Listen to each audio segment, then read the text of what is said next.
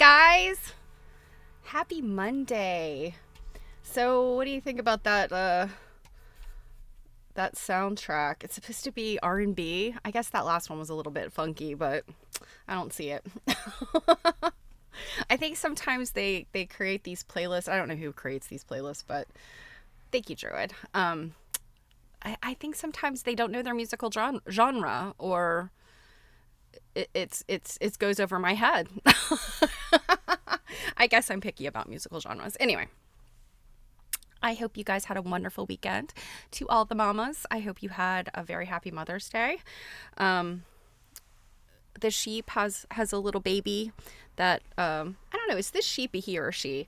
This sheep doesn't have a name yet, by the way. But the sheep has got this little bulldog. I think I probably showed this weekend when we did. Jill and I did Stitch and Glitch. But he's a little French bulldog pincushion, and I'm gonna replace the pincushion part because it was in very bad condition. I'm trying to figure out what fabrics. So I'm gonna have to pull a bunch of my vintage fabrics and find something that fits him. I thought this gray one was kind of nice, but I feel like it needs to have a little bit of orange in it to match his tail and his ears. I don't know. We'll see. Robin was cleaning up the counter so Kelly has a place to put her Sam's Club shopping. Yeah, Sam's Club and Costco, it's like you have to clear out a whole room when that stuff comes home.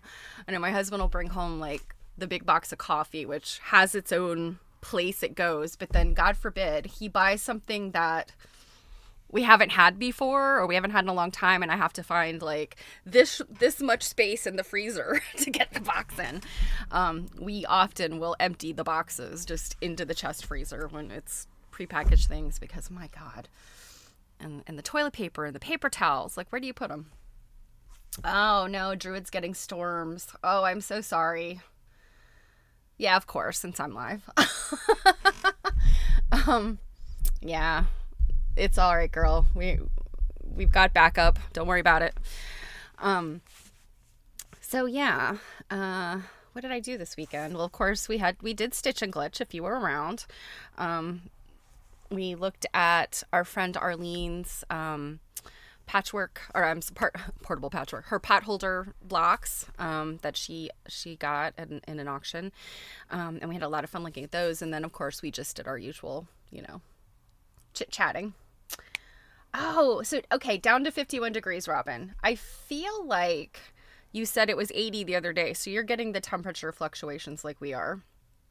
It was very, very cool the other day. We had that kind of persistent drizzly rain, and then it was down into the 50s. And then I think, was it this morning or yesterday? I can't remember. Yeah, close to 90. We were at 80, and I think that was yesterday. Yeah, that was yesterday. But it was so cool inside my house, which, this is where the cave-like conditions of my very old house are good. Because when it gets super hot outside, if we've got fluctuations, it kind of stays cool in here. Now, when we get that stretch of every day is, 75, 80, 90 degrees with like really high humidity, then it works its way in, and like the fog is all over my house. Anyway, but yeah, Kate, you've got the same kind of stuff going up in Northern California. Yeah. So, I think Arlene said the other day that, I guess I left this beautiful San Diego, Southern California weather, and then it got yucky there for them. So, like, sorry. So what else did I do this weekend? Okay, I've been reading a lot of stuff and like thinky brain stuff, so then I have to switch to complete brain rot. But I thought I would share with you some of the books that you guys have definitely seen these titles before, but some of the things I'm reading in case you want to get thinky with me. So the first one I'm almost done with. I've loved this book so much, and I feel like I read it and read it and read it and I'm never done, but it's still such a good book. So it's Women's Work, The First 20,000 Years, by Elizabeth Wayland Barber. And it's so good. I mean, we're talking like ancient Mesopotamians and Egyptians and all that kind of stuff. So it's really interesting. And the parallels between like literally ancient weavers and basket makers and textile makers, and it gets kind of in the section where it's getting into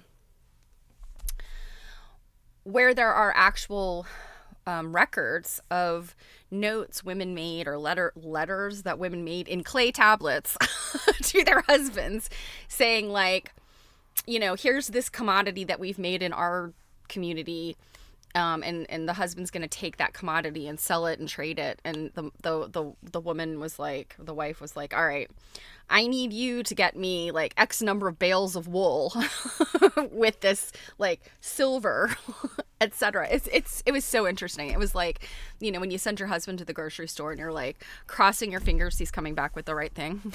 That's what it reminded me of.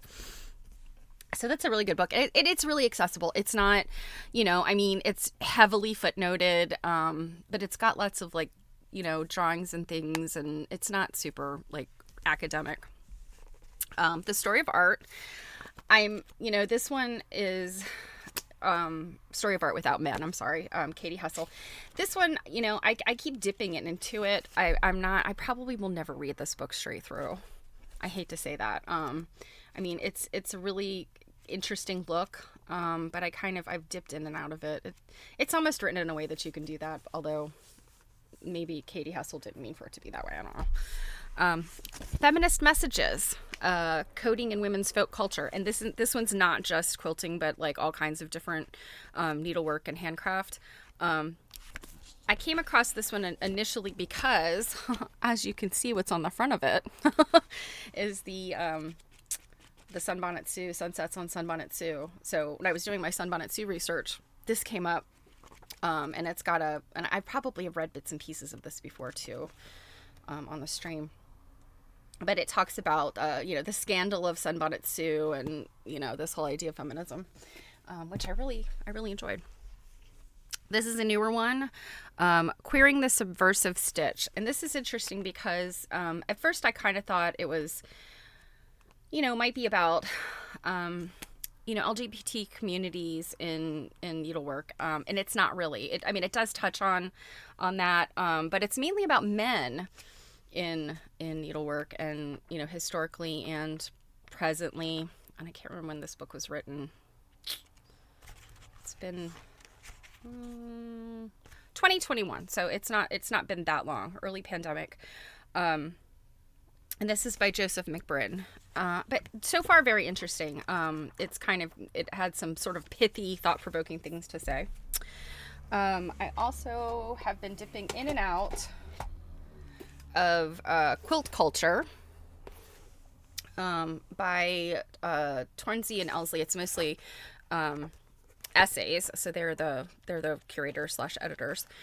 This is another one that's like super, and I think this one might be from the 80s or 90s. Let's see.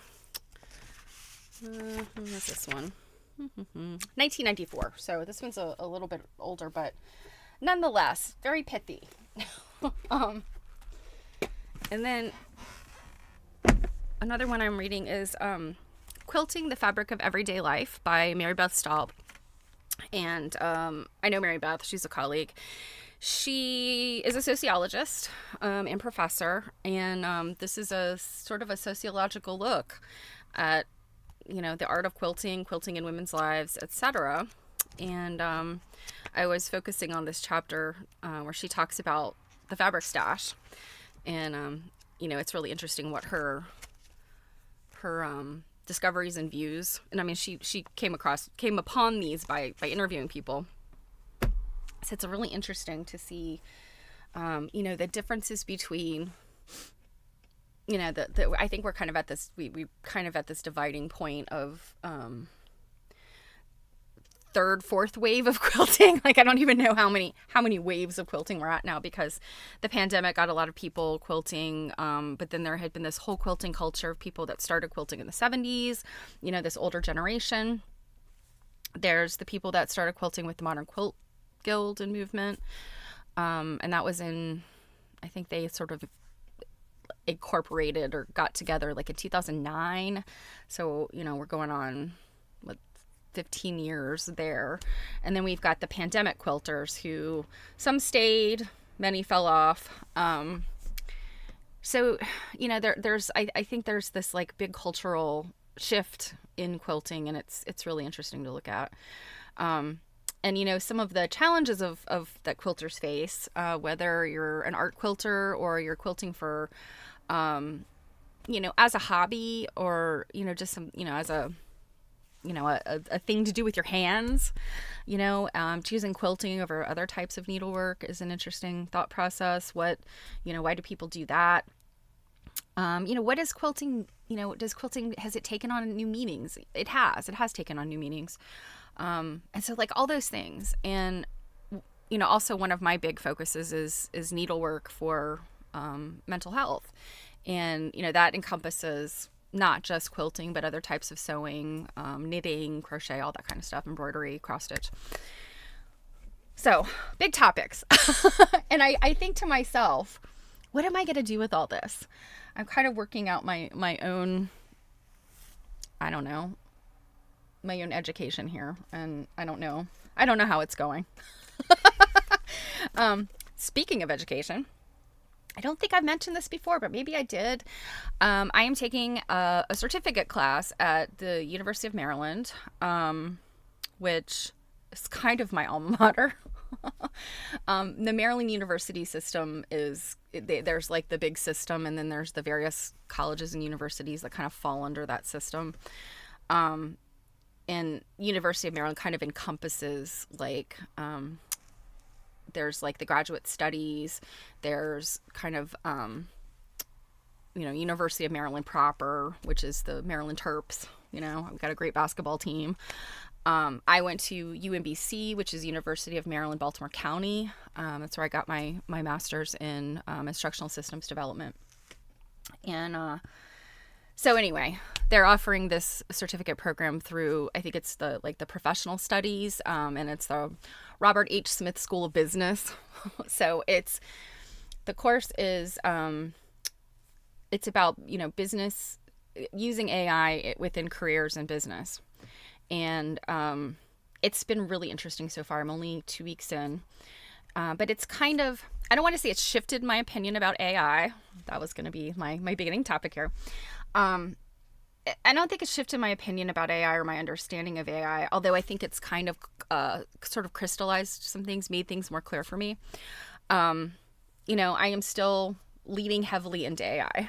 And I've been talking to a lot of people about it, because it's in 2022 when ChatGPT like broke onto the scene. It was this novelty. Everyone was like, what is this? Is this going to stick around? Like, it seems like it's, they're billing it as this intelligence, but it's really not, it's really kind of stupid. And then it quickly becomes sort of dangerous. It's stealing artist copyrighted work and creating images online, and, without attribution. And yes, that's something to think about. That's something to look at. Also, human beings do that to each other all the time. So from my perspective, imagine you're a designer, whether you're a quilt pattern maker or a surface designer, whatever, you put your imagery out there online and other people steal it. Sometimes they're just copying it because they like the way it looks and they want it for themselves, or they are some type of industry, that makes cheap knockoff junk, and they want to copy your design, and they do that. So it's not right. I'm not saying it's okay, but when AI does that, again, how is it different than, it is lifting direct images and mixing them up and making them into something new. And I take issue with it, of course. I'm not saying it's okay, but AI does it. Other people do it. AI does it faster. I think that's the scary thing about AI, is it can do things in a split second. And it takes human beings a lot more effort. But nonetheless, I think that we get really up in arms about stuff because it's different. And if you think back, I think we can all collectively, most of us are old enough to look back in the rearview mirror at the internet. And I was having this conversation with my mother, and I was like, I left home when I was 17. I started college. there was no like quote unquote technology. I was, I worked in retail. And so the big box stores, obviously, they had automated scanners and things, those enterprise-wide systems. They had inventory keeping that was computerized, and like that was a big deal when that stuff, showed up on the screen. Like you could scan UPCs, but you did not have this like complex system that people could, get into databases and check prices and all that stuff. But it was getting there. And then when I was in college, then we had a computer lab. I could go to the computer lab and I could write papers, and that was interesting. I could print the papers off, and it was like, having written papers in high school on my mother's like word processing typewriter, and then like, oh God, you made a mistake and you got a backspace and use the corrector ribbon and all that jazz. You didn't have to do that anymore because, oh my God, the computer could do that. And then you would print out this nice clean copy of your paper. Hopefully you didn't make any typos that you missed. And then we started to connect online. And I remember my very first like online connections were through these, and I can't remember what they're called. They're massive online groups, I guess. Moogs, I can't remember. And some of it was about gaming, and some of it was just about community. IRC, the Internet Relay Chat, became a thing when I was in college. And I actually logged into, because my university didn't have any of this stuff yet, this network yet. They just had the computer lab. But a friend of mine was going to a private college that did. And so that friend of mine was like, yeah, just log into mine. And it was like, the phone. And then I'd be online and I'm talking to people all over the world. And that was really exciting. And again, this is like 1993, 94. And I quickly got catfished. Met a guy who was coming into town, and like we were gonna like, it wasn't a hookup or, but it was one of those like, hey, if you're in town, I go to college, let's hang out. It was one of those things. And then I found out he died in a car accident. Like it was just wild to me. And I was like, I had built this friendship with this person kind of online, but I didn't know him. I'd never seen him. And then I find out from one of the other members of this group that he died. Oh my God, like that was the whole thing. And then, at that point I graduated college, I moved to another state, and I quickly found that the internet was able to connect me with people that I didn't think I'd ever see again. And, to me it was a wonderful thing. And I was like, early adoption. But then, of course, over the past 25 years, many bad things have happened with the internet. I mean, there's not enough time in the day for me to name all the things that bad things that have happened because of the internet and because of our global connectivity and all that stuff. But I think most people, unless you're a complete Luddite, most people would agree that the internet and automation have brought us a lot of productivity. Frustrations, yes. But productivity, connectivity, and ease in our life. You can do your shopping online. You can do your banking online. You can, schedule doctor's appointments online. You can do all these things. Look at your health chart, all this stuff. And yes, it also comes with frustrations. My mom was always like, I used to be able to just call and now I got to go online and all the stuff. But that's just kind of this natural progression towards, it's all about productivity. Let's see, and Robin has said, anything that's been put online since the beginning of the internet has most likely been copied, stolen, etc. AI isn't necessarily new at doing it. Exactly. I mean, again, I think the problem is AI can do it so fast, whereas it takes, a person. If I'm going to go out and copy another person's work, it's going to take me a minute at least, and AI can do it instantaneously. So long story short, that's kind of where I'm at with AI, is that, it's people are worried that it's stealing jobs. Yes, it is automating things that human beings used to do and were paid very little to do. Do you remember Yahoo 360? I stayed there until the last dog was hung. What was Yahoo 360? Was that like a chat thing? I don't know. I don't remember. Oh my God, there's so many things that I'm like, oh geez, did I have an account there? Like, I don't know. I had a Yahoo email address. I had a Hotmail email address. I think it was 2007 maybe. Whatever year Google was on the scene, like, and Gmail was a thing. You actually had to get an invitation to Gmail in the very beginning. If you had a Gmail, you had a certain number of invitations, you could invite other people. And so a friend of mine gave me a Gmail invitation. And otherwise, I think you could get in there and you could like sign up and just kind of wait until it became, you know, like the free for all. You could go in and get any Gmail. So that's why I have my name, you know, Stephanie.Dyke@gmail is my Gmail address, because I was one of the early people in there to get it. Often people ask me, oh my God, how'd you get your name? Well, there are only like 4 or 5 Stephanie Dykes in the world. And I just happened to be at the finish line first. But anyway, where, you know, in looking at AI from this class I'm taking, the predictions are that, yes, there's this disruption, and I hate that disruption. You know, the Silicon Valley dudes, they love disruption. You know, it is disruptive, but I think it is also something that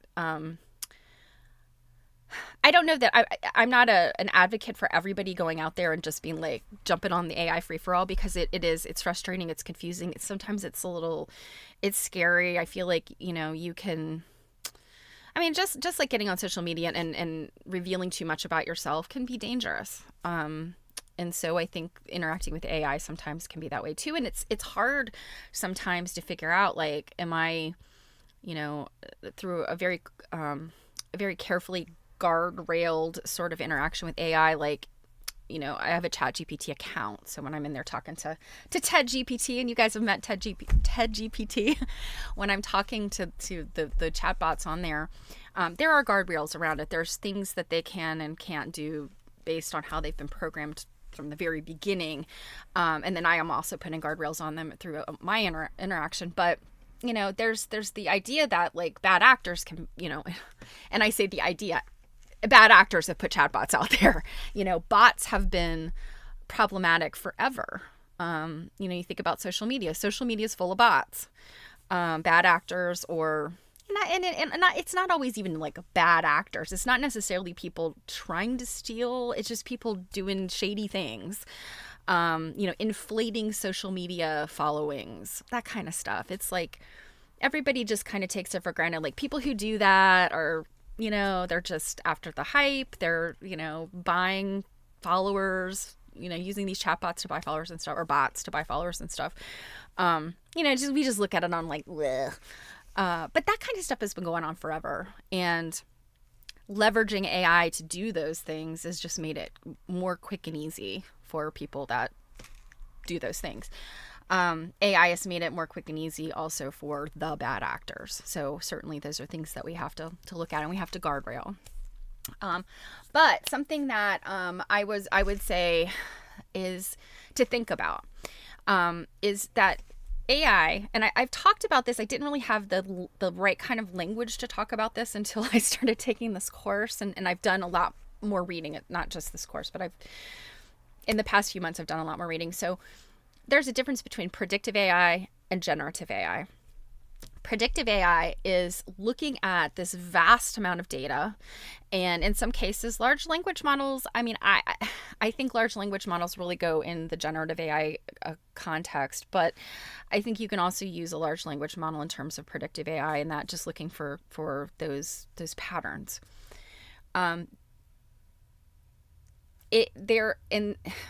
There is also an aspect of this that is, I believe it's Google, that sort of invented some programming stuff. This is again where I'm falling short of the right language, but they invented some coding, some coding features, I guess, that made it easier for AI to emerge. And it was kind of this, it's scientific and mathematic, but it's kind of this idea of, it's not like you're just looking. So for example, AI, what it's doing when it chats with you is it's looking for context, and it's kind of looking for like, what's the next most logical thing. So if I said, you know, hey, ChatGPT, I'm very sad today. I had, you know, I had this very disappointing thing happening and I'm very sad about it. Well, it's looking to see like, oh, sad, disappointing. Oh, okay, that means I should say like, oh, I'm so sorry to hear that. Do you want to talk more about that? Or, this is the kind of stuff that it's expected to say. And so if it's been trained that way, like, you're telling the chatbot, you need to be this empathetic listening ear. That's your purpose. And so the chatbot then is looking at disappointment, sadness. Well, this person needs to be comforted. And so it's looking for like, what are the words on either side of disappointment and sadness? What is the context? And then what is the response? And embedded within this context and response is sort of more mathematical data, like metadata, I guess. And that's also not the right word for it, but I think a lot of people kind of understand, like, what metadata is, like that underneath information that computers can sort of tap into. So predictive AI is looking for patterns, and we see predictive AI in our lives a lot. I think they used to be predictive algorithms, and now AI is able to leverage that data better than an algorithm. So basically what predictive AI is looking at is a large set of data, and then how does that large set of data, how can that be winnowed down and applied to this situation? And the example is credit card fraud or banking fraud. The banks and the credit card companies know what your patterns are. And probably a lot of us have gotten the text message, the email. I mean, depending if you're set up for text messages and email from your banking or your credit card companies, you may have gotten the, hey, did you make this purchase? Somebody in California made a purchase that was really big. Are you traveling? Are you there? Well, once upon a time, I was having, I was traveling a lot for work, and I would get credit card things just declined. And I'd have to call and say, yes, I'm traveling. I made this big purchase. Like, what the hell? Well, now it looks at the patterns. And I mean, this kind of stuff is like, what I'm describing here is like baby stuff for AI, but it's looking for those patterns to say like, oh, okay, she hopped in the car on, Tuesday morning and she got gas. And then, she's then gone to a store an hour away. And then she, did this next thing. And it's like, oh, she's traveling. She's on a trip. So, maybe don't cancel this one. Or, she's traveling. We know she's buying things out in California. Well, but then there's this weird transaction back home. Did she make that transaction? Was that a regular transaction? So it, that kind of predictive AI is churning through all that data and it's making decisions. And does it make wrong decisions at times? Absolutely. But that's how this predictive AI, components of that have really helped people like fraud departments and consumers. And it's like, again, it's frustrating because at times it's not quite right, but the same kind of mistakes can be made by human beings. And in many cases, we find that AI actually doesn't make the same mistakes human beings do because it doesn't have the emotional aspect of it. It's going to follow its rules as written. And because it's really good at parsing through data that human beings could not do alone, it can pick up, again, on the patterns and the nuances in the data. So that's predictive AI. Generative AI is the one that probably people are most worried about because generative AI is taking a set of data like a large language model, which again is all the crap that it's scooped up from the internet. And it's looking at all of that stuff and it's reflecting back to us what it thinks it should. It's taking data and it's making something completely new. So instead of looking at like, this set of data and saying like, this thing has happened, it might be fraud. It could look at data and do anything because it's generative. It's and that's where we have to explain to it more. We have to say like, don't go off and do XYZ. That's not what I'm asking you to do. I want you to do ABC. And that's it. When you think about it that way, I have my conversations with my chatbots have been, I think of them like as new employees. And I guess I kind of don't understand why other people don't think of them this way. But I guess, we all kind of have our frame of reference. And, I'm coming from professionally, a human resources professional and a training professional. And so I've looked at these chatbots and I'm like, in the beginning I was like, tell me blah, blah, blah. And I'm like, oh, it's telling me stuff that I'm like, this isn't what I asked it. So then I have to be more clear. And then it occurred to me, like, this is a chatbot's like a person coming into my life and my circumstances, just like an employee who knows nothing about me, knows nothing about the tasks I want them to complete. And so you have to start building that, like, here's the backstory. Here's the exposition you need to know. Now, when I ask you to do XYZ, here's how I want you to think about that task. And I want you to complete that task. And then I'm going to give you feedback on it. And I feel like that is where I have had the most productive conversations and interactions with AI.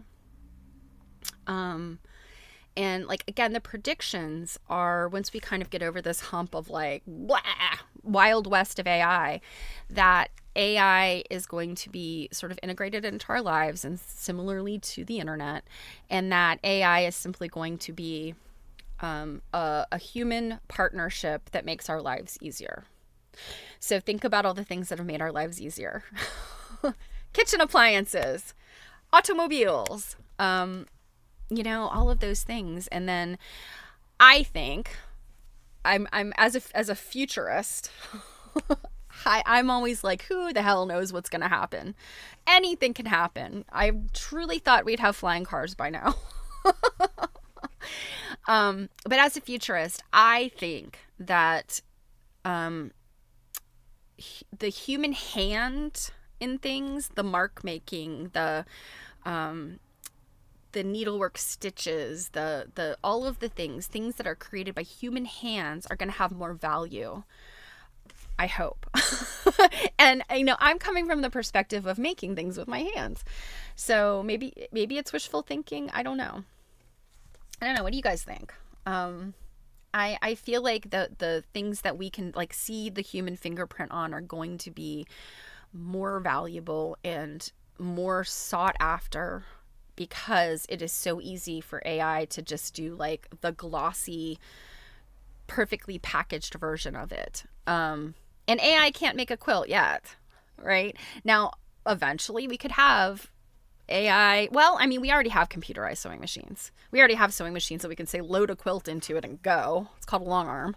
It has edge-to-edge capability. We already can do that. But until we have robots that are loading fabric onto machines and, quilting them, well, I mean, gosh, I have to back it up and say that's probably what happens in factories, I mean, certainly at this point, humans still have to interact, but I would say at some point, all but the lowliest of factories will probably be able to automate. And who knows? I mean, this might be 100 years down the road. I don't know. If we went 100% digital and human beings were just, like entities that were being kept alive to use as batteries, like like in the Matrix, I don't know. Everything could change. But again, like a machine can do something very perfect. I mean, people that are machine quilters, you're piecing. After all, lots of practice, your piecing just gets very like beautiful and perfect. And that hand quilting becomes less and less and less important, or people want to pursue it less and less. So hand quilted quilts become more valuable than machine made quilts. And I see it at some point where anything made by a human will have more value than something pumped out by a machine. I don't know. Just my thoughts. The world according to Cake, right? Okay, Druid said Yahoo 360 was a chat thing, and you could add photos on a blog. You could create avatars for yourself and hairstyles, outfits, backgrounds. It was really cool. It came before MySpace and way before Facebook. I still have a friend from Yahoo 360. So you just logged in to make sure Batik Remembered you. Your AI bot Pi has been formulating visualizations for me to get through tough times. I use Pi as a therapist. Yeah, I mean, I don't think there's anything wrong with utilizing chatbots those ways. And it is those early systems that never quite became like our everyday ubiquitous. Facebook became a thing that just about everybody, I can't remember the statistics. It's like, of the 8 billion people on Earth, 7 billion of them use, it's like North Korea and the people who live in the Amazon rainforest are the only people who don't use Facebook, basically. But, there are these tools, these online tools that just never, or they morphed into something else. So like those Sim City type things, and I'm drawing a blank on what some of them are called. Second City. I think Second City was what one was. And I guess Yahoo 360 makes sense. Google and Facebook had some of this going on too. I mean, I think that's the intent of Meta, is to just wrap its arms around everything every bit of content we put out there and make it into this like city center. And how's that working out for you, Zuckerberg?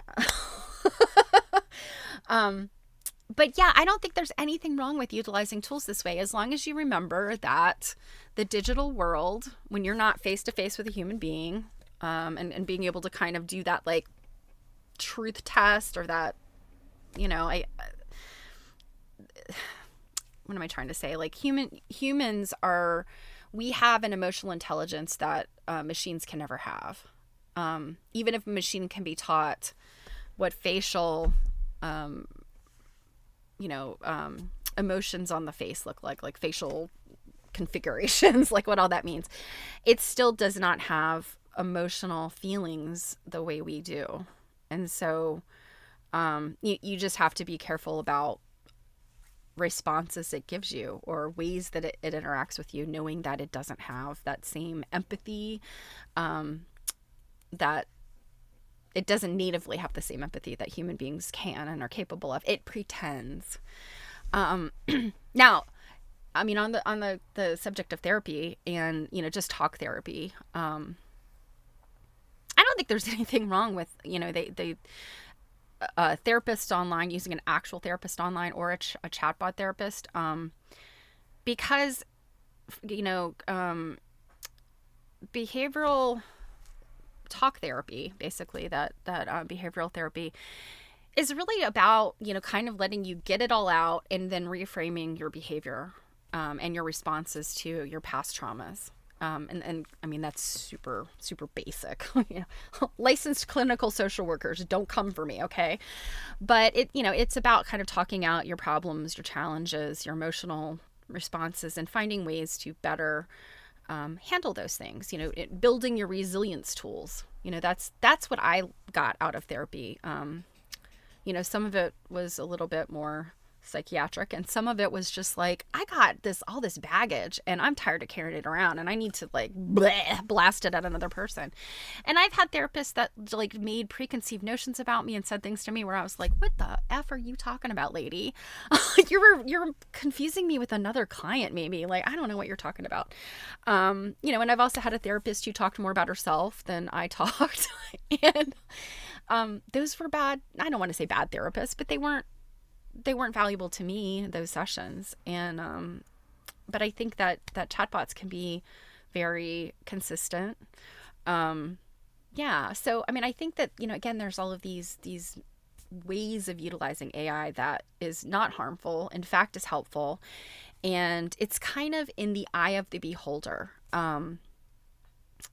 I recently spent a lot of time with some ladies, older generation than me, my mother, and they are all very either scared or frustrated or very annoyed by AI because, you open Facebook and there's, you have a Facebook group. Anybody out there with a Facebook group should know at this right now that you got to go turn off the AI if you don't want this chatbot showing up and going, hi, I'm your AI assistant in this group. And you're like, get the hell out of here. I didn't invite you.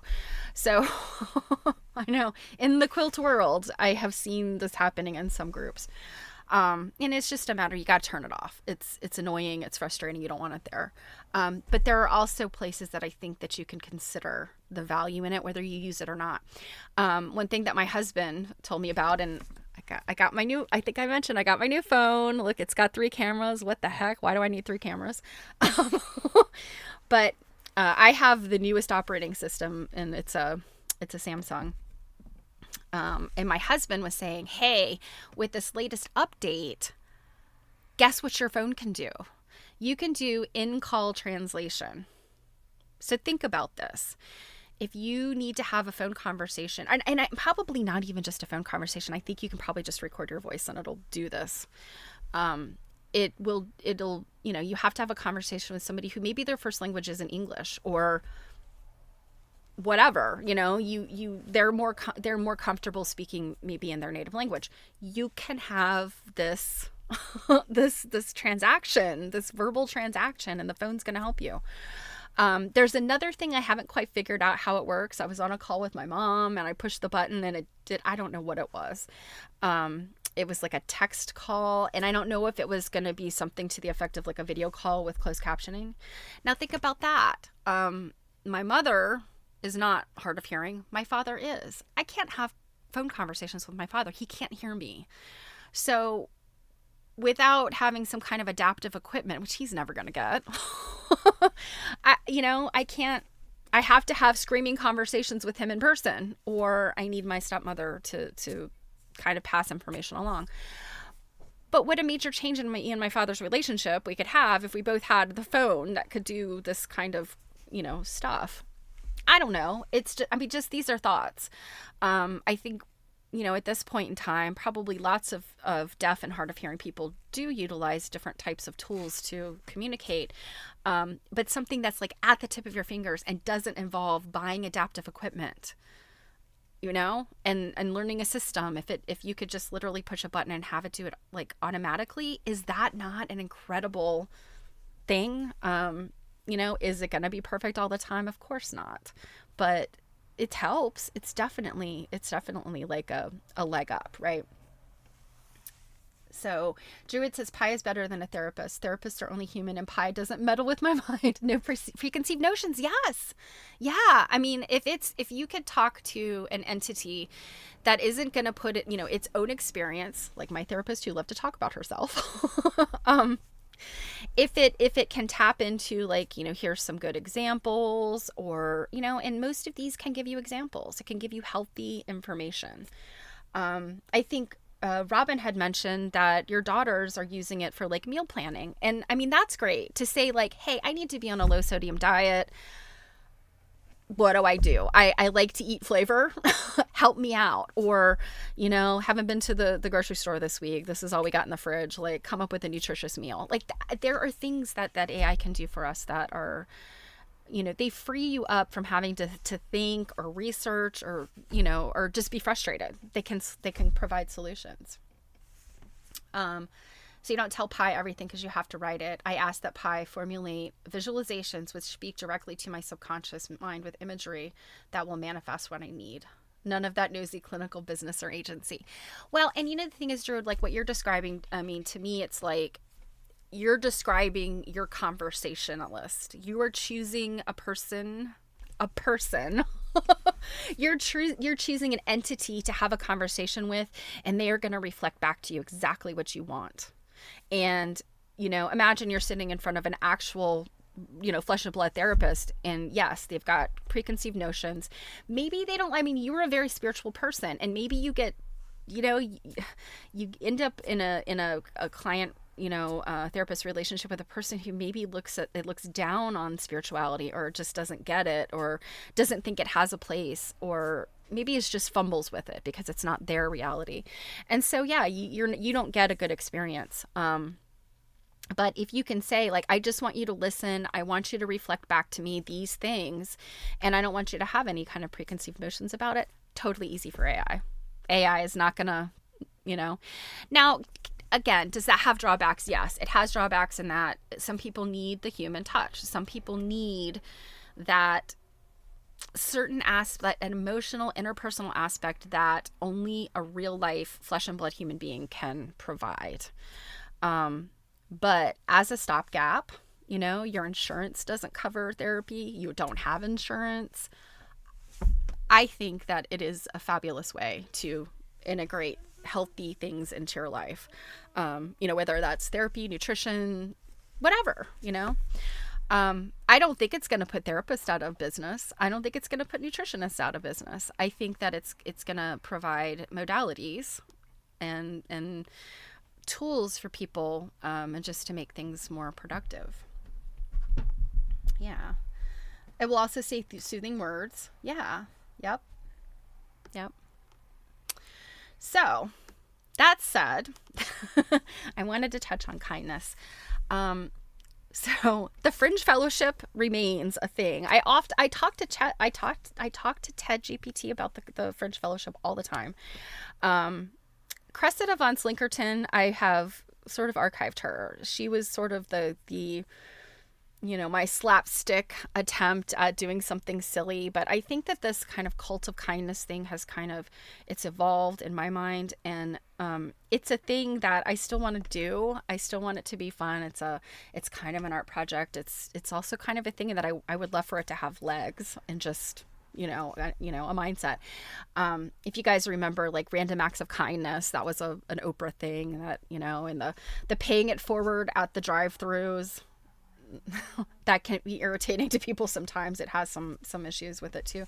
But I think this idea of spreading kindness in whatever way that you are capable of, I think is really important. And I think we need to not lose sight of the fact that, especially when AI, which doesn't have the human touch, is becoming so prolific in our lives, that kindness remains a human touch. And even though that a chatbot can say kind things to you, it's the intent and the sincerity behind it, I think, that it has the impact that we need long term. In the moment, I don't need, if I'm having a hard time with something, I don't necessarily need all of that, like, hugs of the human element. I need the words, I need the behavior that I can utilize at that moment. But long term, I do need the kindness of the human touch. So I think that, in addition to human touch, when I talked about, craft and artisanship and all that kind of stuff, I think the human touch in emotions also remains important. But I don't think we need it all the time. I think that extroverts would have us believe that we need human interaction. We need the hugs. We need the back pats. We need all that all the time. And yeah, there are definitely people that need that all the time. But I would say the vast majority of us can get by, or we can learn to be more self-resilient. We can learn to be, sort of take responsibility for ourselves and learn to be with ourselves more, so that we don't have to rely on others as much. And it's a balancing act. We need to rely on others to remain human, but we also can be very self-resilient. And I think that's something that, when we talk about these different camps, like introverts and extroverts, that's just an example. I think we can learn more from each other as humans to make this juggling act of technology more palatable, more productive, and more positive. That's a lot of P's. So that's where I'm at. And like this whole idea of kindness. Oh, I'll tell you one final story. Last night I was just kind of doing some, not busy work, but like sorting some stuff. And I was kind of watching / listening to this show. You guys may have heard of it. It's called Taskmaster. There's a lot of episodes on YouTube. I want to say like the last season, the most recent season, I think there's only 2 episodes available. But basically what it's a British show, and they have like these 2 hosts. One of the hosts, I know him from a show I used to watch. And then the panel, the other, like the contestants, I guess, are comedians, and they're given these tasks. They start the show off that they all had to bring a thing. And for instance, one show, it was like bring the thing that reminds you most fondly of your school days. Another one was bring this thing that you think is like the fanciest, most bougie thing that you can think of. And whoever the winner of the game show gets to choose of these things. And so that's kind of part of the humor of it. But they're given these crazy tasks. And it's kind of, I haven't watched enough episodes of it to kind of figure out like the whole lay of the land, but they're kind of at this amusement park for some of it. And sometimes it's like this, it's like a decaying trailer park or something. I don't know. I haven't figured it all out yet. But one of the tasks they're given is they're given this giant bubble. And I think it's made out of vinyl or some kind of material, plastic or something. And it's got their task inside of it. So they have to destroy the bubble. And then the task is do something beautiful with bubbles. And you have like 20 minutes to do it. And so the one guy, and of course there's all this like, banter and improv going on between the hosts and the contestants. It's like, it's crazy. It's very funny. It's hilarious. There's, all these one-liners and stuff, but down to the task, they have this bubble. And the one guy is like, I blow bubbles with my kids and I think that's really beautiful. I'm going to do this thing that's like an homage to my children. So he's like, I'm going to go find some dishwashing liquid and I'm going to make the bubble solution. And he got like a stick and some string, and so he was making those like big bubbles, and kind of dancing, and it was really funny but also really touching, really heartwarming. And some of the other things, the one woman comedian, she became the bubble fairy. It was like really annoying but really funny. One of the other comedians, she was in a tub, a bubble bath, and trying to be sexy, and she thought that was beautiful. But the one comedian, and I guess he's the British version of like Lewis Black. He's like this very stone-faced, like, everything's kind of like bleh, and he's got to complain about everything. Like he's this Lewis Black type. He says, well, my favorite kind of bubbles are champagne. And he's like, we got any champagne around here? And apparently, I don't know if it was the craft service or whatever this facility they're on, they actually had some champagne, or they were able to get it. And within 20 minutes, they bring him a bottle of champagne and a bunch of glasses. And so what he does with bubbles, the most beautiful thing to do with bubbles, is he pours glasses of champagne for the entire filming crew and the other people that are part of the film crew. And he toasts them. And he says, I think that, in a production like this, there are many unsung heroes, people that don't make their way on camera. And I just want to, as one of the people who's on camera, I want to celebrate you all. And so I toast to you. And he actually won that round because they thought, well, what he did was truly the most beautiful thing to do with bubbles. And I mean, as silly as it was, and I mean, how much of it is like, pre-planned, how much of it is really in the spur of the moment, I don't know. But I thought that was such a beautiful thing. And like that this grumpy comedian picked something that truly was a beautiful thing to do with bubbles, and that it's that kindness mindset. And I think when I'm bringing back here to kindness is that, we often say kindness doesn't cost anything. You don't necessarily have to like give people money to be kind. Sometimes kindness can be like if you need to tell somebody a tough thing, like you got a boogie.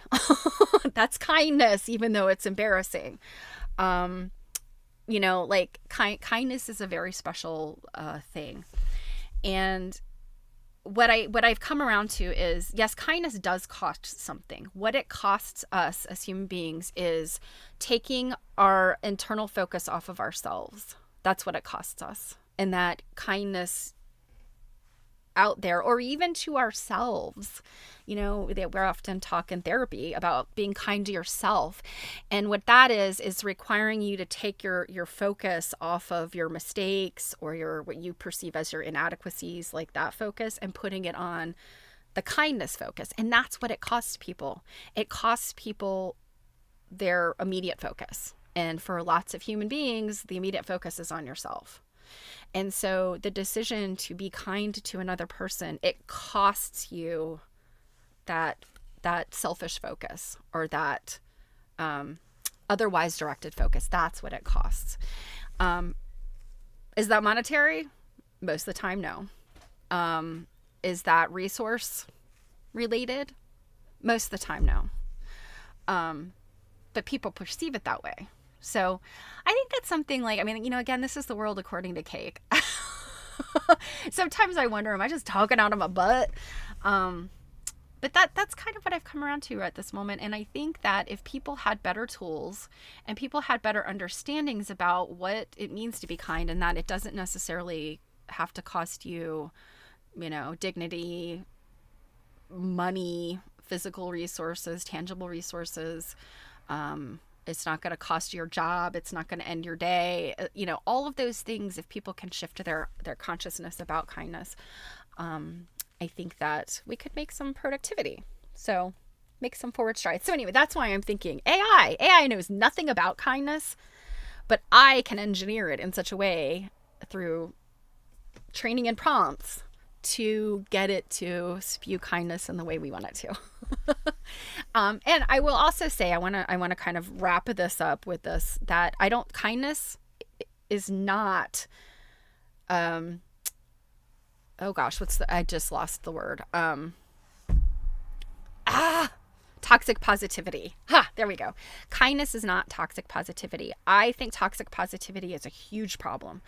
That like fake it till you make it. I used to subscribe to that really wholeheartedly, and I don't anymore, because I think that you can only trick yourself but so far out of your problems. I think that you have to face, and you have to look at, and you have to have that self that self look inside, and recognize. But I also think that by putting this veneer of kindness on it, or a layer of kindness over your own problems, I think that you would find, when you take your focus off yourself for a little bit, that ability to just provide a kind word. I mean, good morning, how are you? Like, that's all it has to be. It's even if it's only for a second, it builds resilience in yourself, and it's a nice thing to do for other people. So I need to work on more good words behind that. In the meantime, we haven't read any Carrie Hal in so very long, right? You know what, Robin? Absolutely. Sometimes all it takes is a smile. And my gosh, can everybody not? I mean, like, what does a smile cost? What does it cost to like smile and nod at someone? It takes your problem off your feelings. Or it takes your focus off of your problem and feelings. That's what it costs, to crack a smile. And sometimes you can't, it's just too hard to smile. Maybe if you're like in the depths of grief. Some people have real struggle circling around, and they look at it as toxic positivity to put on a smile that doesn't reflect their innermost. But I guess what I'm trying to say is that I think there's that middle ground there where you can provide a sincere and genuine smile to another person, because we're human beings. And that's not taking away from the fact that I myself may be hurting or going through something. I think that, when I think about high school kids, teenagers, you got in the angst all the time. And it's like, you cannot, God forbid, you crack a smile, that you come out of that like teen angsty like persona for any amount of time. God forbid. And I think that as an adult, I have a real issue with people that live in that like, oh, woe is me, that victimhood, that constant like, I'm sad, everything's terrible, I feel no hope for the future, etc., etc.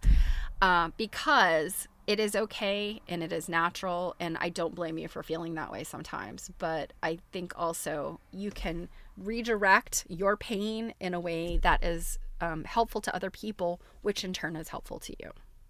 That is not toxic positivity. That is acknowledging you're in pain and choosing to direct something different at other people instead of like directing your pain at other people. So Robin says, even when I'm having my worst day, physically, emotionally, I always try to put on a smile when I see someone, because for all I know, they are going through a whole lot more than I am.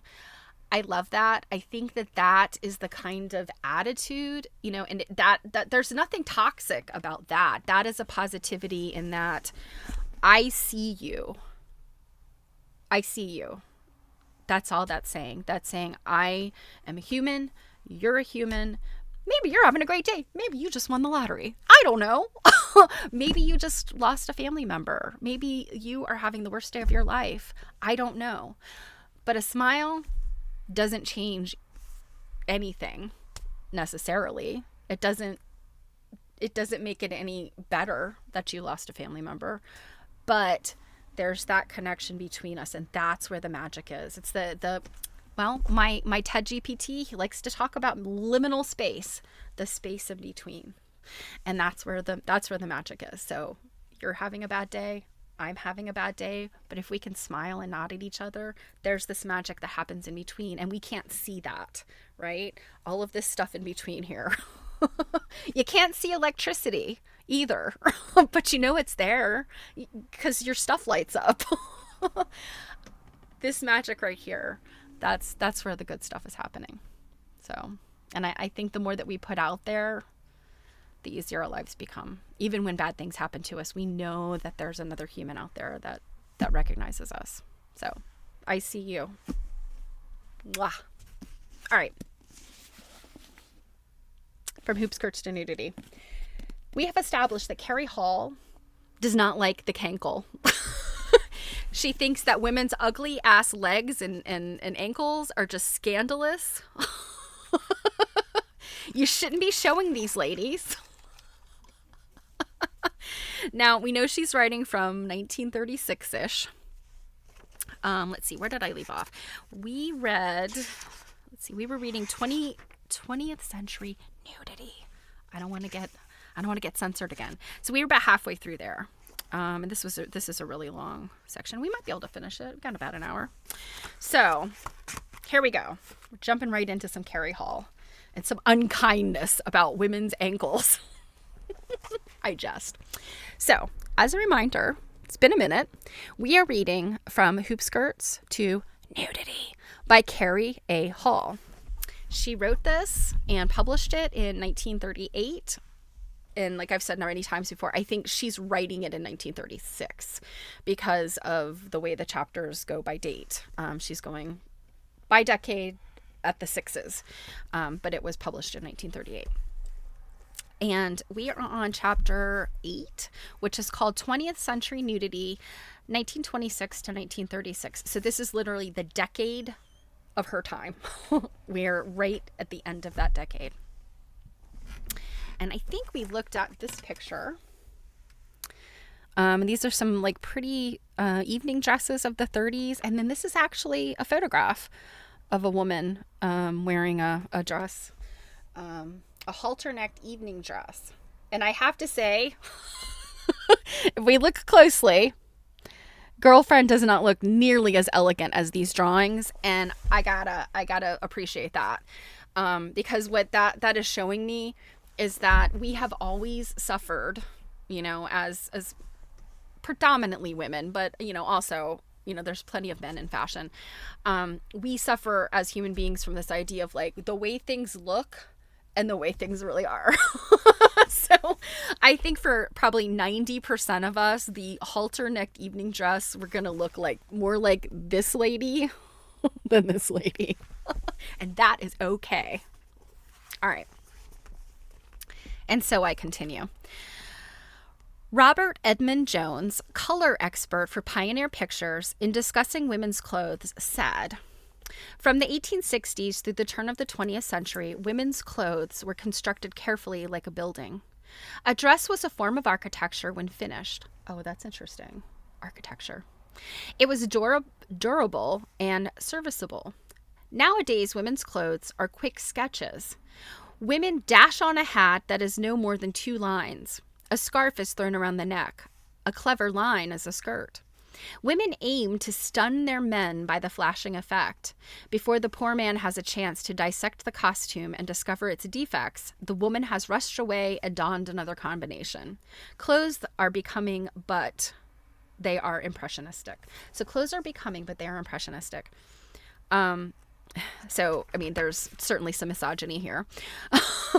But, that's interesting because we think about fast fashion, what we deal with today. Like, you can go to Target, H&M, Forever 21, etc., Sheen, however you pronounce that, Temu, and you can get something that is, very on trend.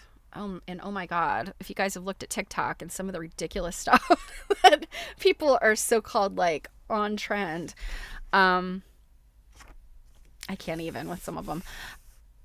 You see, this is already being reflected in the 1930s, this idea of like just being able to change your clothes. Whereas before the turn of the 20th century, lots of people only owned a couple of sets of clothing. I mean, nobody probably owned enough underwear that they didn't have to do laundry for a very long time. My mom always tells this hilarious story about my grandparents. My grandfather used to wear his socks and then just throw them away. Like, he'd wear them like he never washed. And this is gross, like truly gross. He would wear the socks until they were just too awful, and then he'd just throw them away and get a new pair. And this, of course, is in the 40s, I guess, like probably right during, the end of World War II. And when my grandmother found this out, she was like, "What is wrong with you? I will put a stop to this immediately." Because my grandmother was just coming from this like very like thrifty place. And I mean, even I am like, that is crazy to just wear, first of all, gross to wear a pair of socks until they're like non-functional without washing them. I mean, you wash them after you wear them, they do last you quite some time. And if you have a really super nice pair of socks, you can mend them. And especially back mid 20th century, socks were at that point probably mendable more so than they are today. Anyway, that whole idea of like the quick change with the outfit is I think really it's really kind of talking about our future and our present now. Okay, so a couple of photos here real quick that I think I showed before, but good to look at again. This woman is in like a day suit, a knitted dress, and she's got gloves, she's got the jaunty little hat, but like this is a day outfit. And then these are some lovely dancing outfits. Oh, actually, this is a hostess gown. Pardon. When you'd have people over and you'd have some flowing sort of lounge wear, like that's that. When I hostess, I might put on my favorite t-shirt. Okay. He must be a very discerning man, and it is evident that he has a keen sense of humor, for he has the temerity to prophesy that women will be wearing 10 years hence. He foretells they will wear dresses made of paper that has a few threads of cloth pressed in like dollar bills. Now, in the 60s, we did have paper dresses. I don't know, for those of you that might have been, old enough to purchase your own clothes or choose your own clothes in the 60s. I know my mom talked about them. She was like, oh, they were just a fad. Like, I never had one. I know a couple people that had them. She was like, they were terrible. They were not a good thing.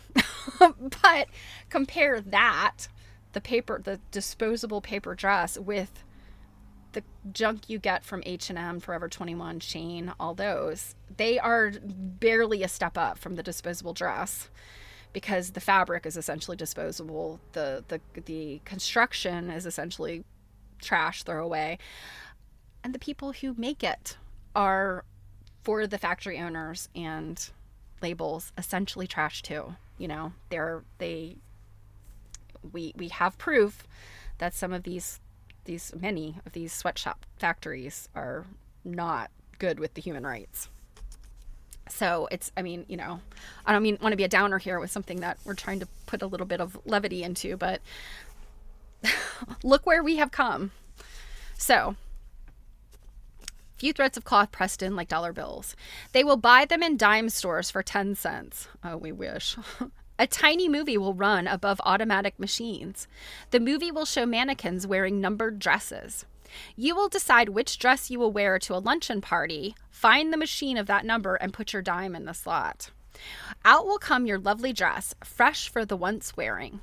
Next day, you will buy another and throw away the outmoded one. Oh my goodness. So what is this guy's name again? Robert Edmund Jones, color expert for Pioneer Pictures. This is very interesting, guys.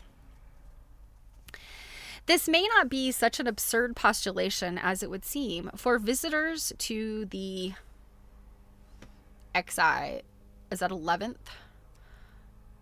Right? 11th Olympic Games wore paper raincoats costing only a few cents, which they discarded when no longer needed. Okay. Is it absurd to predict that the underwear of the future may be made of cigarette papers? No, actually, I believe our underwear has gotten even better. It cinches us in. It keeps you from leaving a spot on the couch if you pee when you laugh. Our underwear is much better than this. One of the many inventions of this synthetic age is a fabric with an asbestos foundation. Oh, no. Once upon a time, asbestos made our clothing all the better. Safety and attractiveness are combined in numerous colors suitable for wear wherever fire hazards are great. Such as fireman suits, curtains, kitchen aprons, and garments for motor car racers. The Italians have perfected a process by which they can make materials from milk. They insist that they can change casein into fabrics like cotton, wool, or silk at lower cost than the natural fibers. Now, I don't know a whole lot of history about this. This would be an interesting thing to look into. Yes, casein is one material that I think was throughout the 20th century was looked at because, casein extracted from milk has like this like structural property that could be changed in such a way that it could become like a fiber. There are also other things like that. There's, I was just reading the other day about, I can't remember if it's a fungus or a bacteria. It's probably both that can be utilized basically to grow its own, like a fiber essentially. They've looked at different types of mushrooms and fungus and things to manufacture like packing materials and stuff like that. Like, this is definitely something that is ongoing research. And, we're finding ways. Think about from this point, 1936 to today, 2025.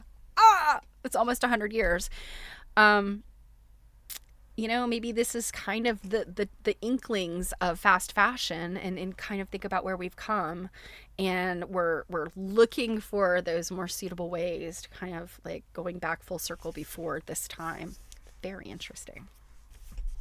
Okay. So most of the fancy buckles and colored buttons on women's clothing are pressed dyed casein. Okay. That's interesting. Most of the fancy buckles. See, I have a lot of this stuff in my collection, these buttons and buckles.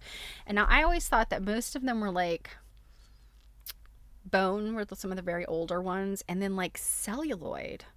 But I wonder how you can test for casein versus other types of early plastics. So like, I guess that's casein. Yeah, casein, I guess, could be like made into a firm solid, like a plastic.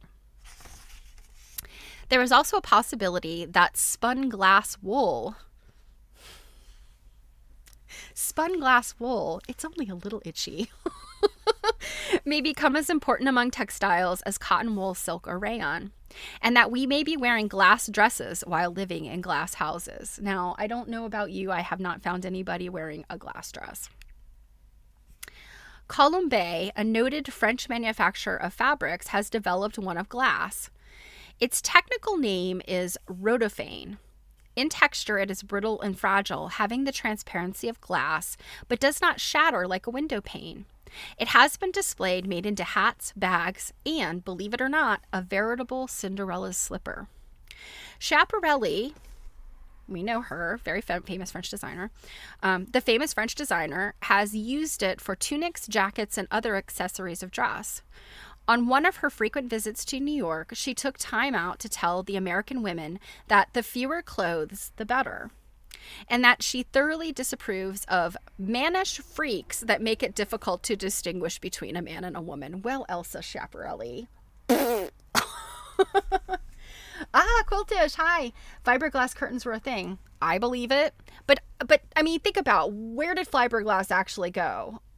Insulation. And I mean, you think about the health concerns of fiberglass. I mean, I remember as a kid, if we went up into the attic to get the Christmas decorations, it was like, do not touch the fiberglass insulation, because it's like little shards.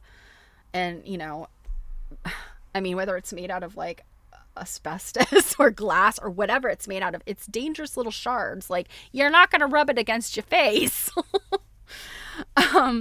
So yeah, and like we no asbestos curtains anymore. You want some fireproof pajamas for your children? Try these asbestos sleep suits. Oh my God, it's terrible. Seldom a day passes that we see verified the truth of the old saying, there is nothing new under the sun.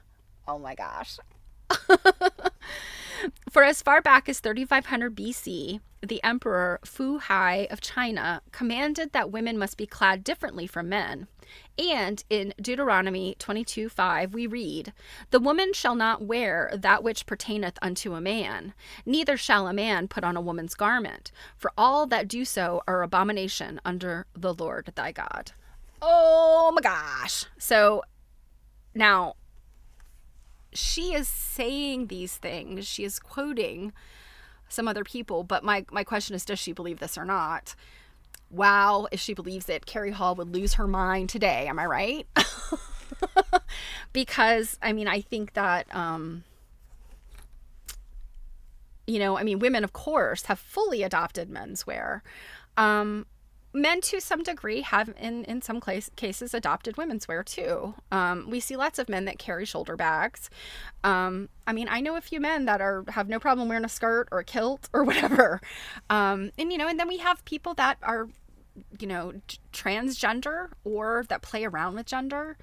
Are they fully accepted in society? No. We still have, I don't even want to get into the politics of this, but you guys know what I'm talking about. People that do the gender swap, whether it's a complete identity change or just a gender swap in terms of like just playing around with gender, still not accepted in our society for the most part, across the board. But look at where these cues are coming from. Deuteronomy. I mean, that's like, is Deuteronomy even New Testament? I don't know. My Christianity, not so good. And then the Emperor Fu Hai, 3500 BC. I mean, come on. Oh no, Robin. Yes, your grandfather stopped you before you got it. When I was a kid, I was at my grandparents' furniture and flooring store. They were going through some renovations. There were piles of fiberglass in the corner. I thought they looked so fluffy and soft. Yes, and they're pink, right? That Corning, whatever, is it Corning? The Pink Panther stuff. I always remember it so much. Like, oh, it looks like big piles of cotton candy, right? Not so much. So yes, this is so interesting about, and I mean, we're just talking about fashion. We're talking about clothes. Come on. We just wear clothes for the purpose of modesty and warmth or shade from the sun. I mean, and then there's the aspect of fashion. And fashion to me is either expressing your individualism or it is a show. And this happens in nature. Look at birds. My husband's a birder. I know several birders. And the display that male birds put on is the exact same thing we do with fashion. And in our case, both men and women do it. And it's really funny. I mean, if you look at the animal kingdom versus human beings, women are expected to be like flashy and pretty and made up, the makeup, the pretty clothes, all that. Whereas female birds or animals, they like to hide. They are often, particularly in the bird world, they're colored completely different. They're colored for camouflage and not for like showiness. So that's a very interesting difference between humans and the animal world. But also, again, clothes are just about covering your body, and it has so much, like cultural significance and impact, and then all of this politicalization of gender. Like, oh my God, who knew when we started this book that it would really interestingly touch on some things that are topics of conversation and or major elements of strife in our current world. All right. Mrs. Belle Armstrong Whitney, a noted cosmopolitan lecturer, Whitney should ring a bell, I believe. Cosmopolitan lecturer who has devoted almost her entire lifetime to the promotion of better textiles, has done much to advance the making of beautiful fabrics in America. She believes in the Made in the USA label for all American-made fabrics and says, an appreciation of beautiful fabrics means the foundation of fashion development in America. And when fashionable women take the same pride in launching beautiful fabrics from American looms as they do in sponsoring, for example, an American painter, they will take pride in collecting and possessing fabrics. We discriminate between real beauty and a fashion of the moment. And when a group of tailors and dressmakers who are creating and molding fashions here in America agree to use only beautiful fabrics, then our real fashion development in America will have begun. Wow. Did it ever get there? Was there a point in time when American-made fabrics were the most beautiful?